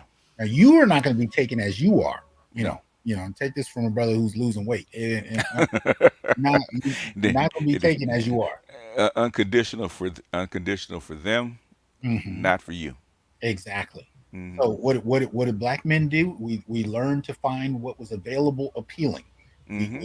We support terms like thick and whatever, all kinds. Yeah. We found ways to enjoy, as it were.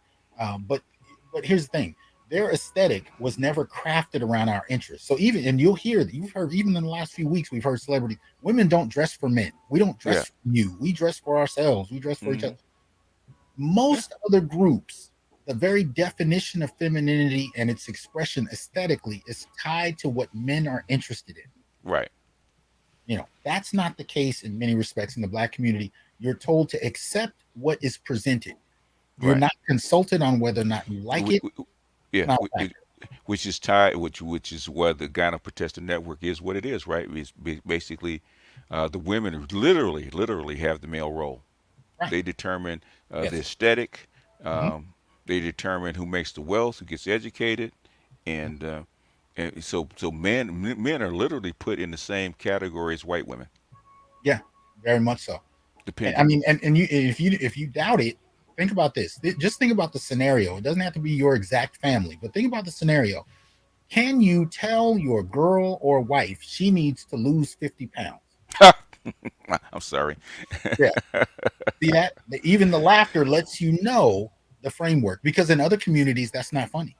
It's That's not. It's not funny. Oh, you ever see this scenario? And I'm sure you've seen it, right? Where a man will tell a young girl or tell a woman, "Okay, you're a little too thick. You need to lose weight. You need to get in shape, right?" Mhm. And you have 5, 10 guys tell her the same thing, right? She'll go to the women, and women will tell her the exact opposite. You're too skinny. You need to eat more. Yeah. Well, and another measure of this, a good brother called me a few days ago, and we were talking. He was asking me to share some things, and we started Mm-hmm. talking about obesity. I shared some of this information, and he Mm-hmm. was like, "Well, I'm not really sure." And I know him; he's a workout buff. I mean, he's one Mm-hmm. of them dudes that's up at 5 a.m. Working out. And then Mm-hmm. he's got to work out one more time throughout the day. I mean, real athletic brother. And I said, "Well, let me ask you, who exactly do you see in the gym in terms of women?" And he just got quiet, and then he started laughing. Now I'm in Central California, so Mm-hmm. Central California is not necessarily going to be the same as New York or Texas Yeah. or Right. whatever. True. So True. here, his answer was Hispanic women. So that's the majority of the population and where I am.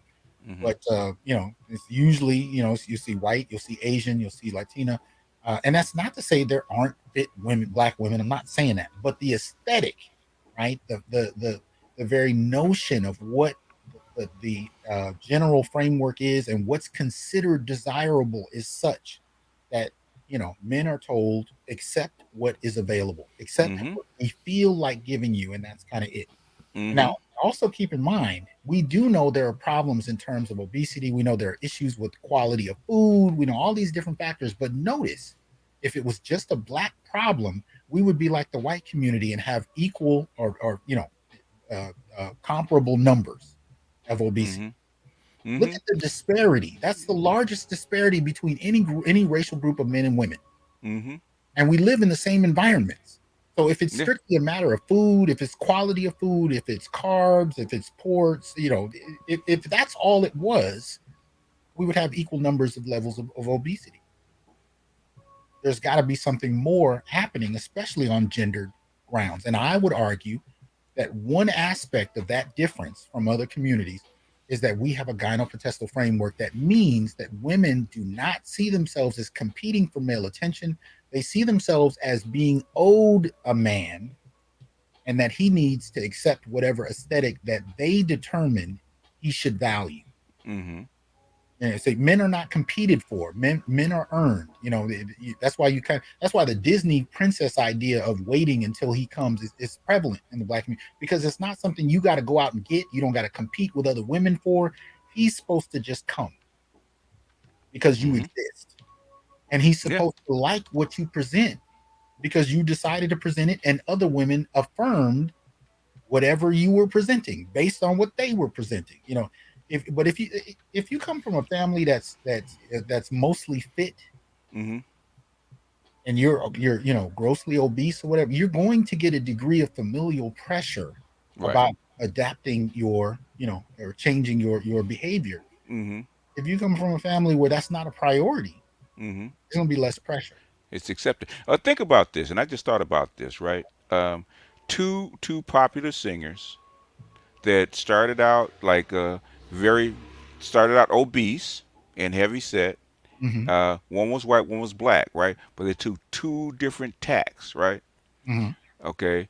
One was obviously Lizzo, the Okay. other is Adele. Okay. Okay. Yeah. The other is Adele. Okay. Hmm. Similar body types, similar weight problems. Okay. Right. Lizzo thinks she is owed a top tier male, and Yes. her and you're shaming her for Yes. being morbidly obese, right? Mhm. Okay. Adele never took that tech. Guess what she did? She did something about it. Mhm. I can't attract the man that I want at this weight. Yes. And you wouldn't even know Adele. She said she lost half her body weight. Hmm. Yeah. Yeah. Different focus. One thinks she's entitled no matter what her weight is. The other one, I'm overweight. I need to do something about it. Hmm. Different mindset. One is patriarchal or patriarchal minded versus gynopotestal. Right. And I'm just saying that we need to consider that this is a feature. This is an aspect of the discussion. It's Cowboy says Adele lost weight for a black man. hey, hey, that's one of the ironies too, though. When you Hmm. actually see overweight women, and Lizzo's a perfect example, they still want fit men. They want fit. She does. She Yeah, doesn't they want they fat man. don't want large men that match them, right? Yeah. So The, everybody's competing for the same population. yeah, yeah. Whereas in the white world, as long as I have money, wealth, and power, I can be fat if I'm white. Yeah. Now, I wanted to. I kind of went to y'all notice if you've been on any from internet, Google to YouTube. I went down the rabbit hole on this one. I kind of lost it, but I'm still going to share some of what I found. At a certain point, I even stopped. It wasn't even about preparing for the show. I just got in the rabbit hole. But in terms of obesity, I was just looking it up at a certain point. I was like, oh yeah, this is supposed to be for a show. I just lost it. But you can see here children and adolescents and by race and gender in terms of weight, right? Hmm. Percentage of obesity among children. So the top chart is for 6 to 11 years of age between 2013 and 2016. And you can see there's, column for black, white, so non-Hispanic black, non-Hispanic white, and then there's a black white ratio. So basically you have a 2.3 ratio. In other words, you Hmm. have as far as the percentage of obesity, 24% of 6 to 11-year-old girls are obese, black girls, 10.4% white girls, Hmm. 15.5% black boys, Which 17.3% is white higher boys. for white men, for white boys. Yeah, Yeah, exactly. yeah. So in this dynamic, 6 to 11 years old, black girls, of course, are have the highest percentage of obesity, followed by white men. When you go to Officer Faulkner says, I rebunk the fats in the name of white curly hair Jesus. Get this fool. What's up, man? I hope you're well. Woo! Charles, man, crazy. In terms of adolescence, right? Percentage of high school students who were overweight in 2017. You have the Hmm. same columns: non-Hispanic black, non-Hispanic white, and then you have the ratio column, and of course, females and males. What we Hmm. see is yet again, black adolescent girls have 20.8% obesity. Black boys 14.8, right? And between whites, now notice what happens between whites. They've gone from 10% and 17% females and males respectively to 14% and 13%. Hmm. So they're starting to level out. Remember in the last chart we saw they were both at 38%. So now we're seeing that by the time they reach adolescence, by the time they reach high school, they're starting to level out. Hmm. Um, I don't know if there's anything you want to say about this before I move on. No, no. Basically, you see the you see the gap. Males are pretty, black males and white males are pretty much the same as far as numbers. Even on the other chart, the Hmm, numbers are pretty much the same. The outlier is always the black female. okay. Okay. Well, let's see what happens. Now, there's some interesting little twists, right?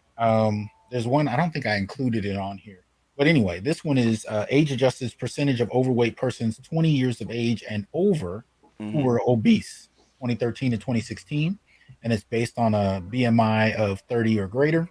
Hmm. So we see now this is the twist. Notice, right? In terms of black, this is where the men actually no, they're just under. So it's 38% for black men, Hmm. fairly high, 56% for women, Hmm. right? And for non-Hispanic white, 37% for both men and women. Yeah, yeah. I mean, but basically, if you look at it, black, within the percentage of error, black men are the same as the normal national rate. Black women are always the outlier. Yeah.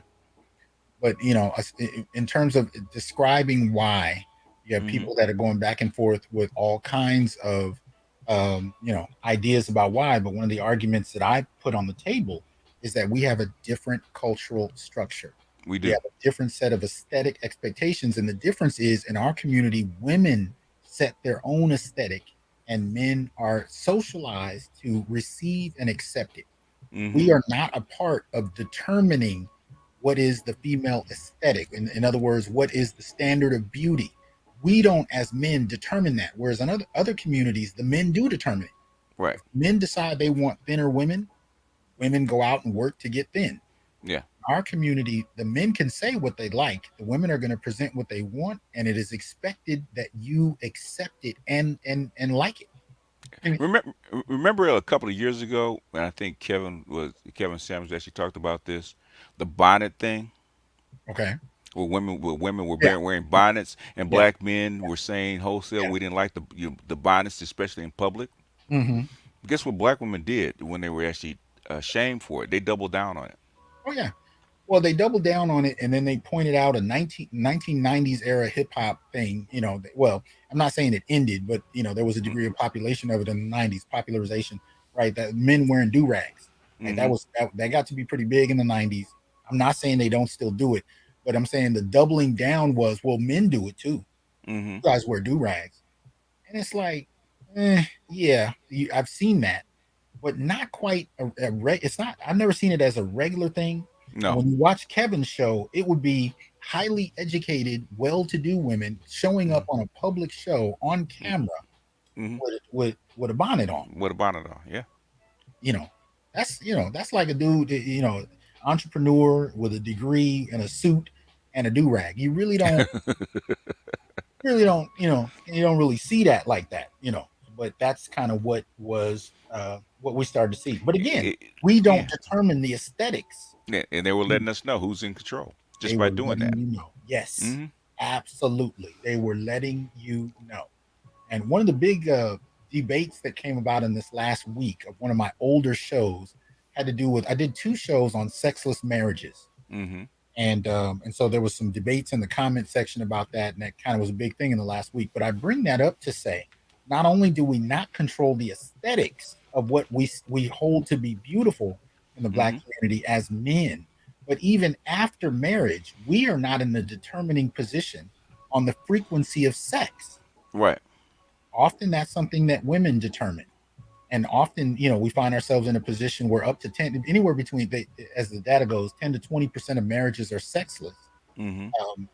But again, I differentiate between other communities because the cultural framework is different. So for us, Mm-hmm.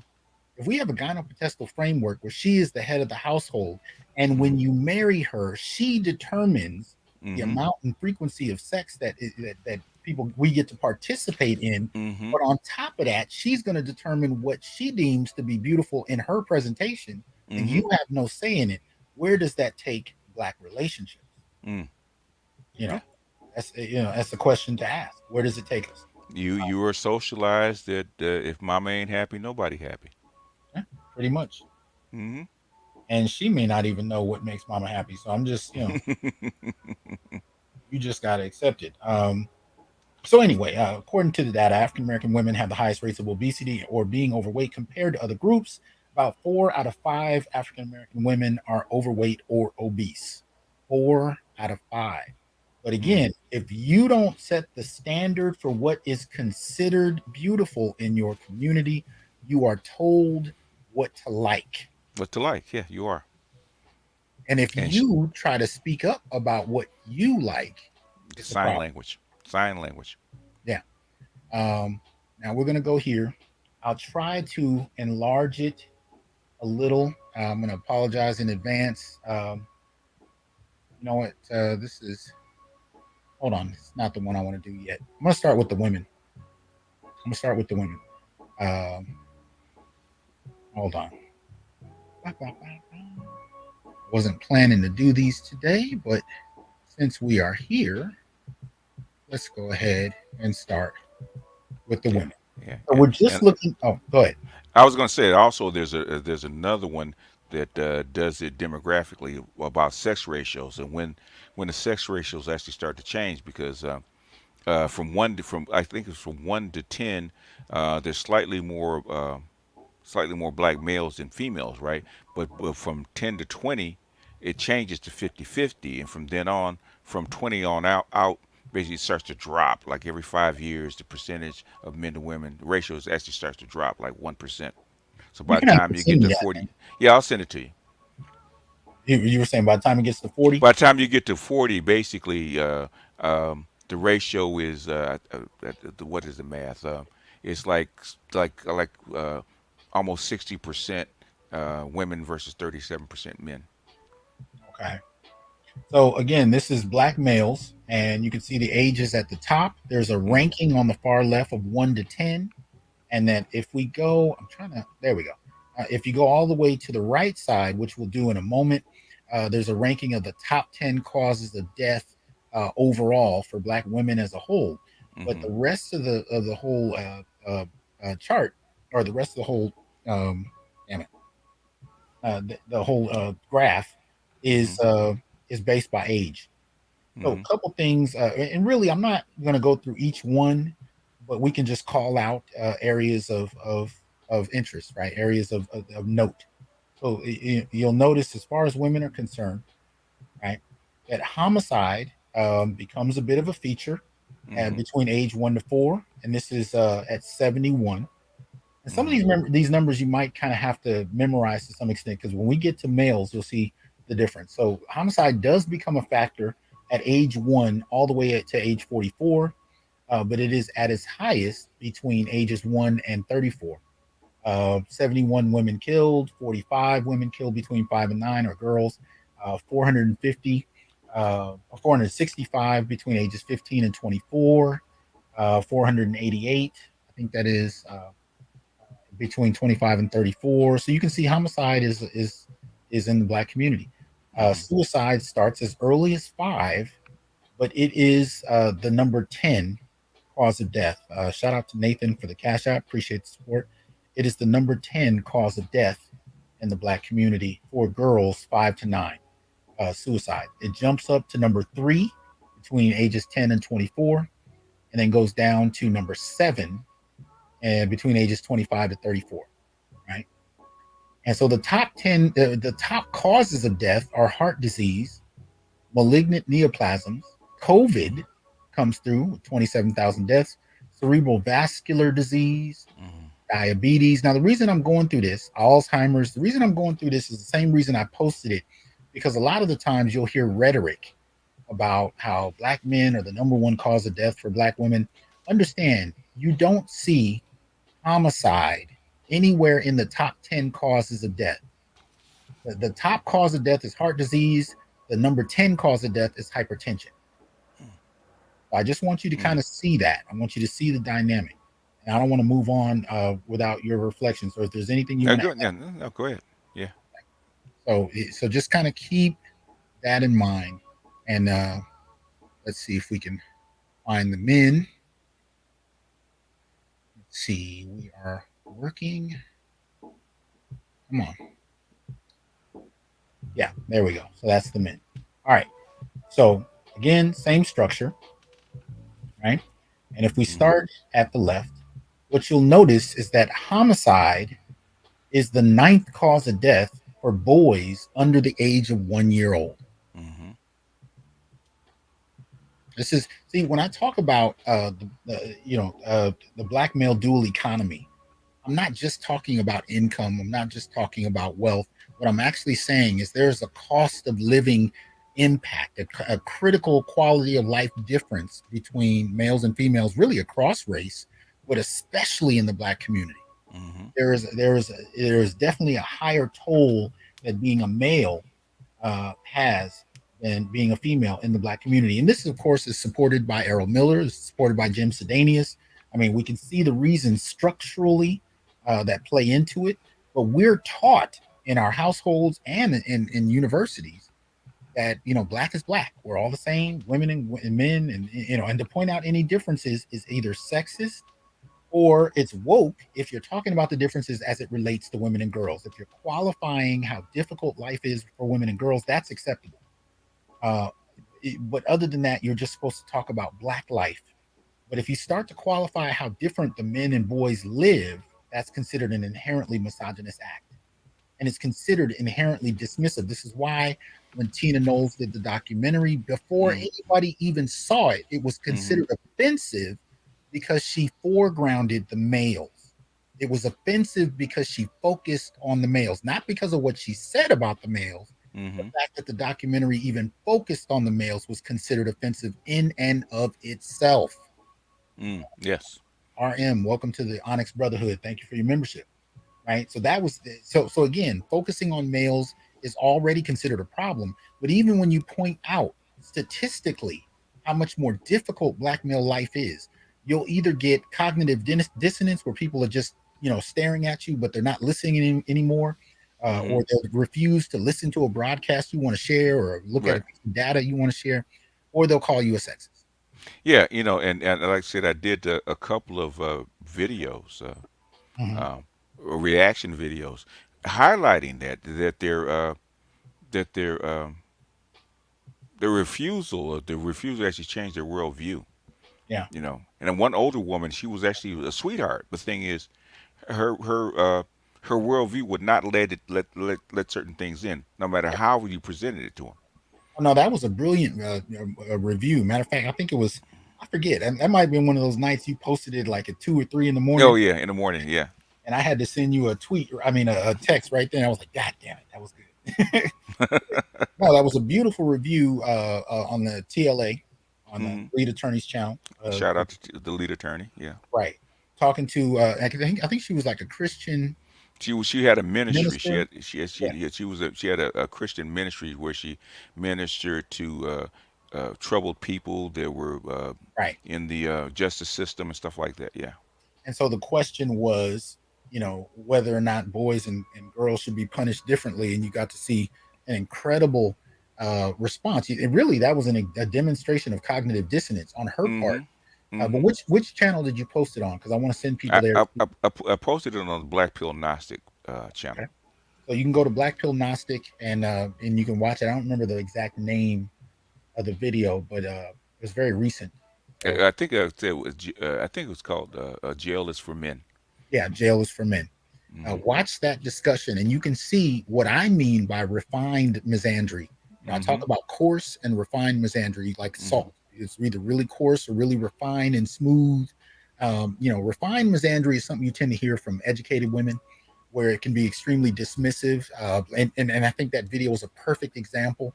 And then you have Hmm. coarse misandry, which is like when you see, tweets like black men are bullet bags. That's just Hmm. crass. That's just Hmm. in your face, and there's no, defending it. When you hear refined misandry, that shit goes down so smooth, you might drink it yourself and be like, wait a minute, what did I just Yeah, sign on to that? yeah. The name is "Only Men Should Go to Should Get Jail." That's Yeah, the name of it. I'll exactly. post the link to the reaction in the chat. But yeah. Very, very straightforward. Again, that is refined misandry. If you don't Hmm. know, and a lot of us are raised with a variation of coarse and refined misandry, especially Hmm. when you're in a predominantly female family structure, right? Hmm. Because you're dealing, particularly if you're in a family where nobody has a man, nobody has a husband, you will hear a lot of misandry from a very young age, and it will Hmm. become the water you swim in as a fish growing up. It just Hmm. is the environment you're in. And so you don't even have the vocabulary to understand what it is you're hearing and growing up with. So Yeah. misandry just becomes something you're used to. And in the black community, if a girl, a black boy or a black girl does the same kind of crime, um, they'll get the black girl a lawyer to keep her out of jail, but they'll send a care package and put money on the books to the black boy. Absolutely. Absolutely. And so anyway, so I just wanted to prepare you for that. But going back to the chart, Hmm. homicide becomes something that, yes, even black boys are dealing with starting at the age of, well, actually before 1 year old, but even at 1 to 4, 83 boys are killed. I told you earlier, if you kind of want to remember the numbers, and of course, if you're watching the replay of this, you can go back and look at them, screenshot it if you need to, right? But you can see boys are dying at much higher numbers. And by the time you get to 15, Hmm. between 15 and 44, you see numbers like 3,800, 4,100, 2,000. This is, mind you, only for 2020. Now, I have these kind of charts going back to the 1990s, over 20 years, all consolidated in one chart. This chart is just 2020. So when you Mm. add up all those numbers as far as homicide, those are black males who died just in 2020 due to homicide, right? Mm. Thousands of them. And then homicide actually is still a factor into our 50s. So it's the Mm. sixth cause of death for black men between 45 and 54, right? So it's the second leading cause of death between ages 1 and 14. It is the leading cause of death between 15 and 34. It is the third cause of death between 35 and 44. And then the sixth cause between 45 and 54. So who's killing these males between the ages of 1 and 14? Interesting question. Because we only It's not. hear about black males killing each other, obviously because the numbers are higher. You live in the same community, Hmm. but you're right. Hmm. Something else is going on at below Especially 1 year old. between 1 and 9. Yeah. It's not the neighborhood boy. Now across age, you got the top 10 causes of death on the far right column, right? So just like with the women, heart disease is the number one cause of death for black males, right? Malignant neoplasms, right? COVID coming in at number 3. You got homicide. Now this is one of the major differences. Um, Homicide is the fifth leading cause of death for Hmm. black men across age. It is the Hmm. fifth leading cause of death. You didn't see homicide in the top 10 for women at all. Hmm. So there's this thing going around in social media where they're saying, oh, well, black men are killing black women every 5 minutes. It's I can't remember. I don't know what this bullshit comes from, Hmm. but you would see it in the top 10 causes of death. Every 5 hours, I think that's what it Oh, is was. that what it is? Five Yeah. hours. Yeah. This is it. Homicide wasn't even in the top 10 for women. It's in the top 5 for men, black men. And then you can see it from there. Cerebral vascular disease, diabetes, chronic respiratory disease, nephritis, and hypertension. Right. So black men die most from heart disease, just like black women, and die at least out of the top 10 due to hypertension, just like black women. The major difference is that more black men died due to COVID, more black men died due to homicide. That's it. Now, and really, if this is consistent with the last chart, I think more men died due to where'd it go? Hold on, trying to make sure it doesn't mess with the screen. Okay, yeah, okay, good. So, yep, more men die due to heart disease. Now, this is a recent thing over the last like 5 or so years. Yeah. Before that, you actually had more black women dying due to heart disease. Black men died from other things, Mm-hmm. and there were far fewer of us here, especially when you got over the age of 55. But then about 5 years ago, somewhere in there, black men surpassed black women in terms of heart disease. Mm-hmm. And even slightly malignant neoplasms. More men died due to that than women. More men Yeah. died due to Cancers. COVID. Yeah. Yeah. Yeah. So you're starting to see this kind Yeah. of Yeah. play out Because black men had started having longer lifespans. now. Right now, there's still slightly more women that die due to cerebral vascular disease than men by about Mm-hmm. roughly about 2,000. But for the most part, this tends to be something that men die more from. And a Mm-hmm. lot of that also has to do with how long we live. Because Yeah. there's some stuff we're just not around for. Yeah. We are not around to get to the where heart failures and stuff like that. Yeah. But how does this whole issue relate to the Gynopotestal family structure in terms of the deaths? Well, we're talking about boys who grow into men and don't live as long, first off, Mm-hmm. Mm-hmm. right? But even when you're dealing with homicide, a lot of the time, too, you're also dealing with levels of protection. That's a feature. When we talk about homicide in the black community, we generally talk about it like these men are just going out there and it's the Wild West. They don't Mm-hmm. have a reason. Women are intricately tied into this. Mm-hmm. Intricately tied into this. If I use a term like proxy violence, some people will know what that is, some won't. But to put it more simply, when you were in grade school and you saw a girl say, "I'm going to go get my brothers," Mm-hmm. that's proxy violence. Now, by the time you get into your middle school, high school years, that can become a life threatening dynamic to hear somebody say to you, right? By the time you're dealing with adulthood, especially early adulthood, yeah, that Yeah. can easily transition into homicide. So even though the numbers are very high for men, we've always acted like homicide in the black community did not involve girls or women at all, and that women were just victims of Mm-hmm. male violence. But women Mm-hmm. are tied into these stories. How many men are fighting each other over a woman? How many are competing over a woman? How many have been called in to protect a woman? And I'm not saying protection is a bad thing, but I Mm-hmm. am saying that it's a factor of the social expectation of male performance, and yet it doesn't seem to come up as an explanation for some of the homicides that we look at. We just treat it like women have nothing to do with this Mm-hmm. whatsoever, and Right. these guys are just crazy. That's Right. not how Right. a community functions. Even the dangerous activities of selling drugs and the underground economy is Right? there to support mama and there Yeah. to support the family. They Sure. don't do they don't just there's no little boy that wakes up one day and says I'm gonna actually jump off the porch and go sell drugs. No, he's doing it as an economic benefit to the mother and Yeah. to the network. Yeah. Okay. Yeah, some families actually anticipate that the males who are part of their network are Hmm. going to go to jail at some point. Yeah, like what is it? Chris Rock says sometimes you need a black man, sometimes you need a nigga, right? Well, and I would argue the Gynopotestal family structure depends on that axiom. Sometimes you're gonna rely on him, but he's either gonna get killed or go to jail at some point. I've Hmm. even met women that only dated men who performed like that because they had disposable cash, Hmm. and at the same time, when and if he died or went to jail, they kind of went into the relationship knowing that he was Yeah, disposable.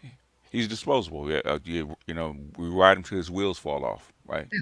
You toss him and get you another one. Almost like what is it? The we just call them burner cell phones. Yes. When they ran out of minutes, Yes. tossed Disposable. it in disposable. Yeah. Yeah. And that's precisely what men tend to be in a Hmm. gynopotestal framework. Hmm. Not necessarily the case in other communities where there is a social value for men. In our community, and a lot of this has to do with the last century of structural exclusion as far as black males are concerned. we have been framed in many ways as unreliable and thus disposable. And just like Claudine told her daughter in the film, and I think it was 19, I forget what, 1971, something like that. 1971. Yeah. Yeah, she says, you're not even going to be able to depend on him. Yeah. And she's saying this even though the end of the movie she actually does marry James Earl Jones' character Roop, Mm-hmm. and she is the outlier among all her single mother girlfriends in the film. She's Mm-hmm. still telling her daughter, Mm-hmm. "You're not going to be able to rely on him," Yeah. and it's fundamental. And the the documentary, the famous documentary that's been passed around on YouTube for many Yes, years, Bill Moyers, about the black family, right? yeah, What did the girl say that he asked? Do you want to get married? hmm Did. Why? Because you can't depend on them, hmm and I don't want to be stuck taking care of a whole family, including a man. yes, yes. Which is still the thought process when you're dealing with a man who can actually provide for you. Right. That same thought process is in play, right? So Mm-hmm. you have that thought process when you're dealing with a man that earns less or is unemployed. But the Mm-hmm. difficulty with men that are able to provide is many men report not being able to get cooperation even from women that they can provide for. And the Mm-hmm. reason for that is because you're supposed to join her Gynopotestal network. Exactly. That's why I remember the other video I played with the interview with the 92 octane. Mhm. What did she say? I expect you to join my world, Yes, support yes. me, follow For my me. lead. Yes, Okay, and yes. and I will allow you to lead. If anything, I will allow you to lead. Yes, and so you Mm-hmm. have the promise of what do they call it? Future cooperation. What is that? Future femininity. The promise of femininity. Right. You know, Conditional. conditional. Unconditional. You're supposed to give unconditional love. She's supposed to give conditional femininity. Conditional femininity. Mm-hmm. Absolutely, Mm-hmm. absolutely. But beyond the individual, see, I agree with that. But the only problem with it is we individualize it. What I'm trying to get us to see is these individual practices that so many of us have come into contact with Right. are products of a larger cultural structure.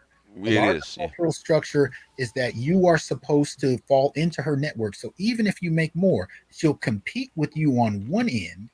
She may even resent the fact that you're making more, but the only Mm-hmm. way you're fully accepted is if somehow she's in control of the more you make. And if Right. you're, and this is part of the problem with black men that are educated or who earn independently, you're not as easy to bring into that fold.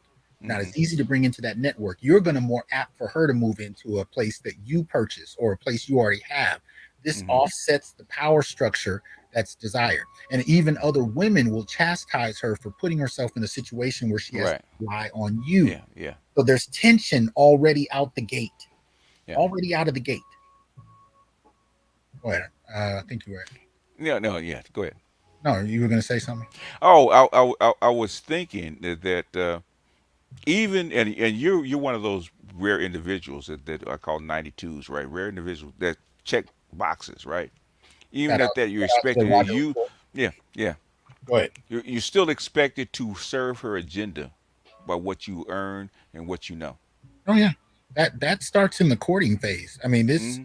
this is something we definitely saw in the 1980s and especially in the 90s, right, where fellas learned that part of seducing and courting a woman Mm-hmm. was not only in how you dressed and having your body game together, but Mm-hmm. also in this kind of R&B fueled idea of I'm going to bring her to my place. I'm going to cook for her. I'm going to do it's this Mm-hmm. service. What you were doing is Mm-hmm. you're auditioning your skills at serving women as Serving your women. leading quality Yeah. to attract a woman. Yeah.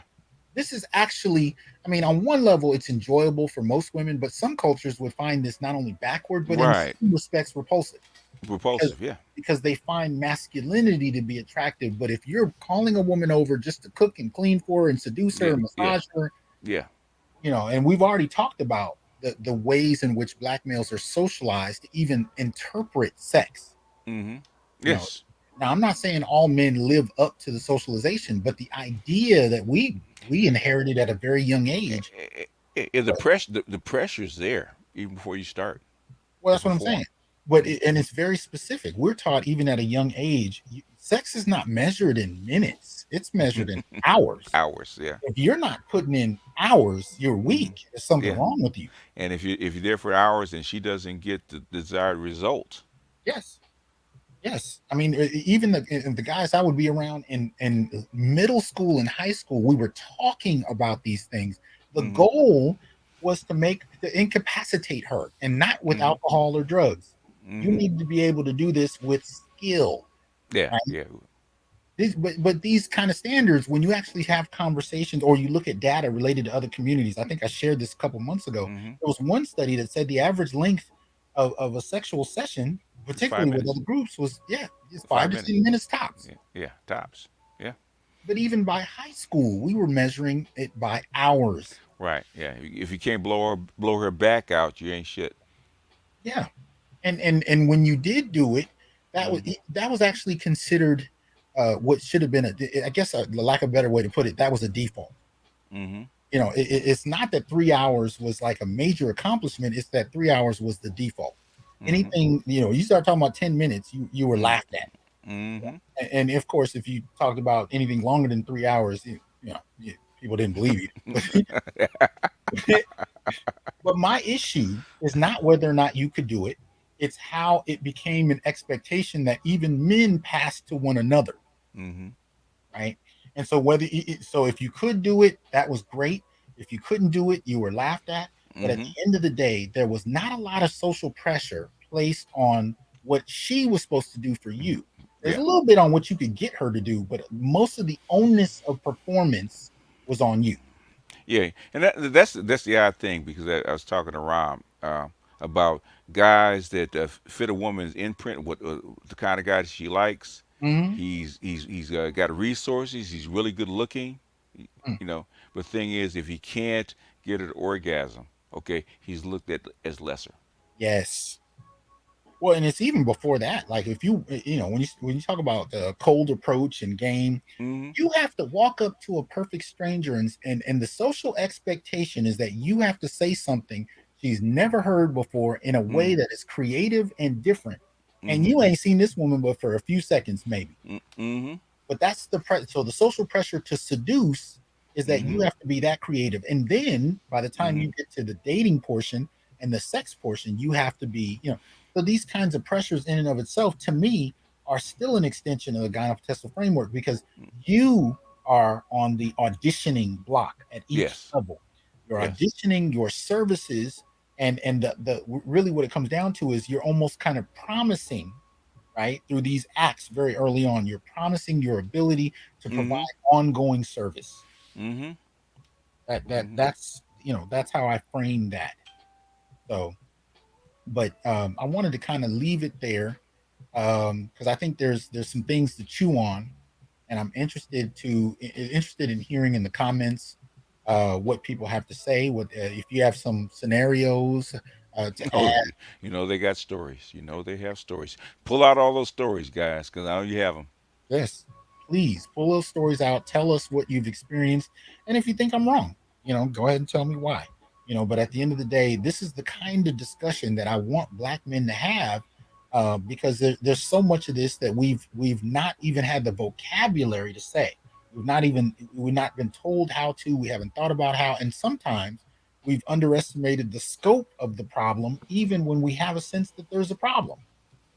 You know, and so those are the kind of things I want us to be cognizant of.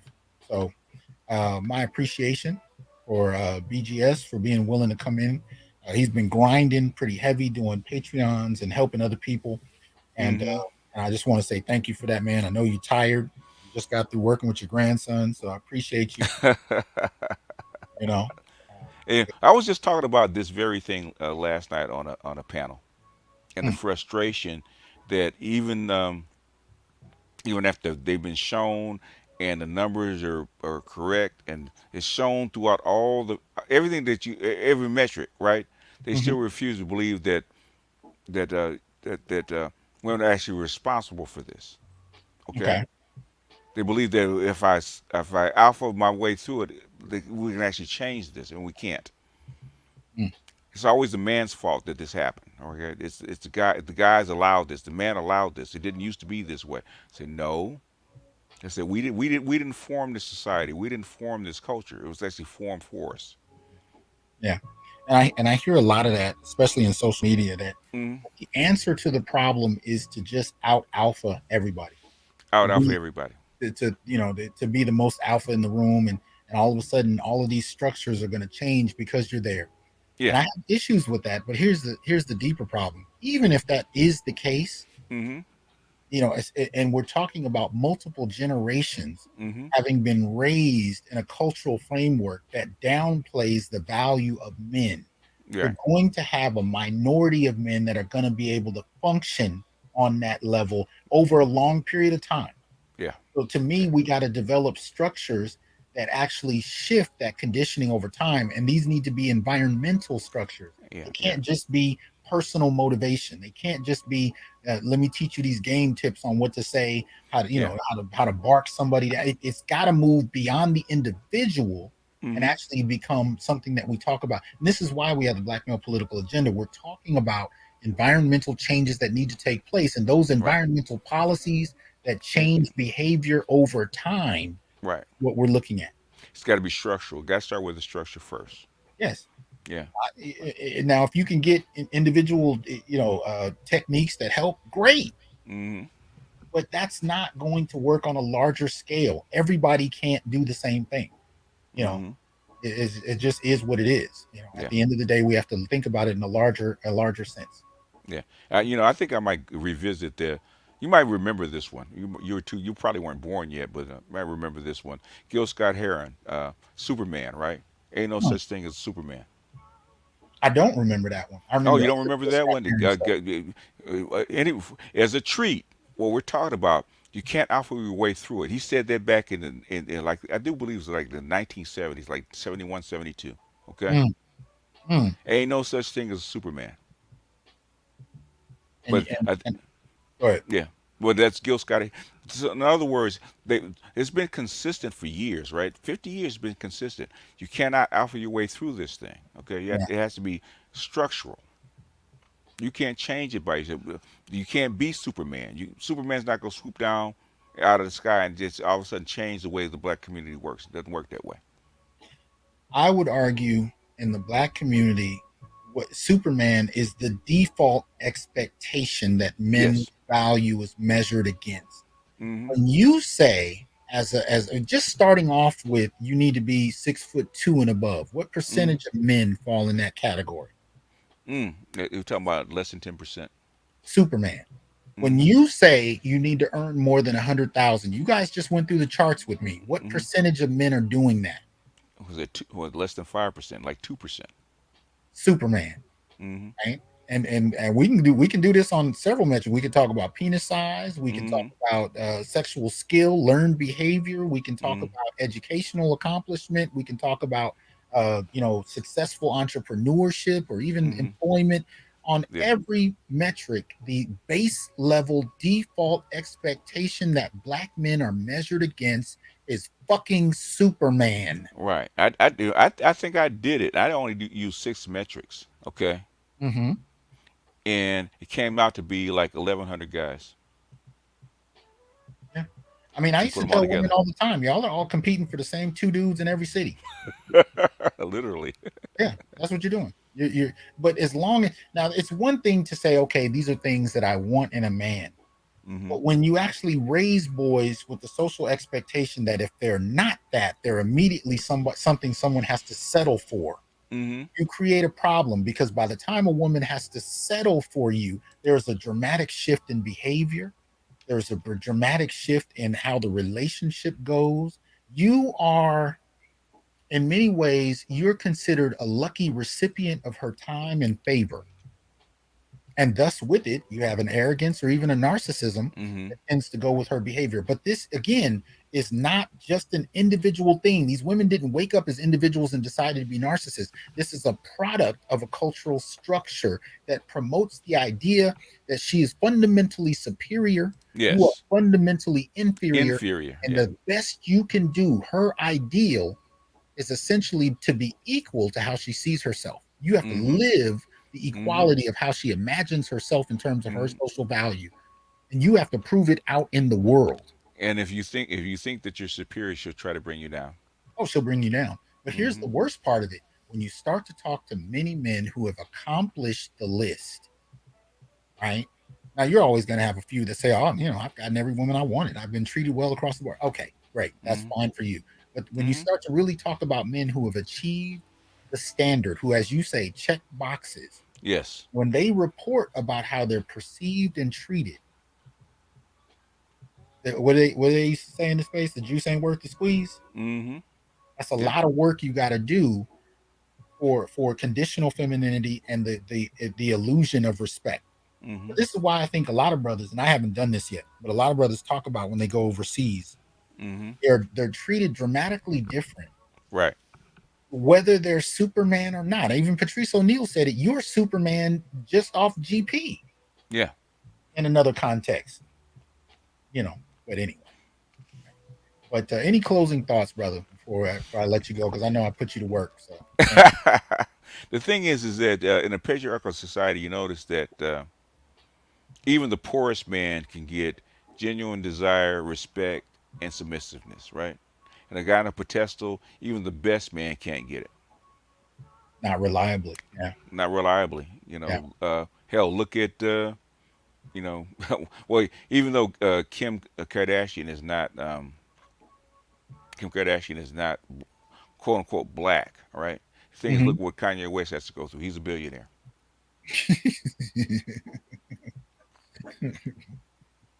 Well, hey man, again, appreciate you coming up, brother. Any closing thoughts? Y'all support the BGS at IBMOR channel. Support Black Mm, Gnostic. What is it? Black Pill Gnostic. Black Pill Gnostic. Yeah, if you want to hear me, I've moved most of my commentary on black females over to Black Pill Gnostic to Okay. open up the other channel for something a little bit more, actually scholarly. Let's put it that way. So, so if you want to hear me do reactions and stuff like, I start doing more of them about women and stuff like that. That's where it'll be on the Black Pill Gnostic, which is Hmm. actually growing. A lot of participation. Right. Support the channel if you would. Thanks a lot, bro. Thank you. All right. I'm gonna go ahead and take you down. Um, anyway, appreciate you guys joining us tonight on the Onyx Report. I look forward to hearing your reflections on what was said tonight in the comment section.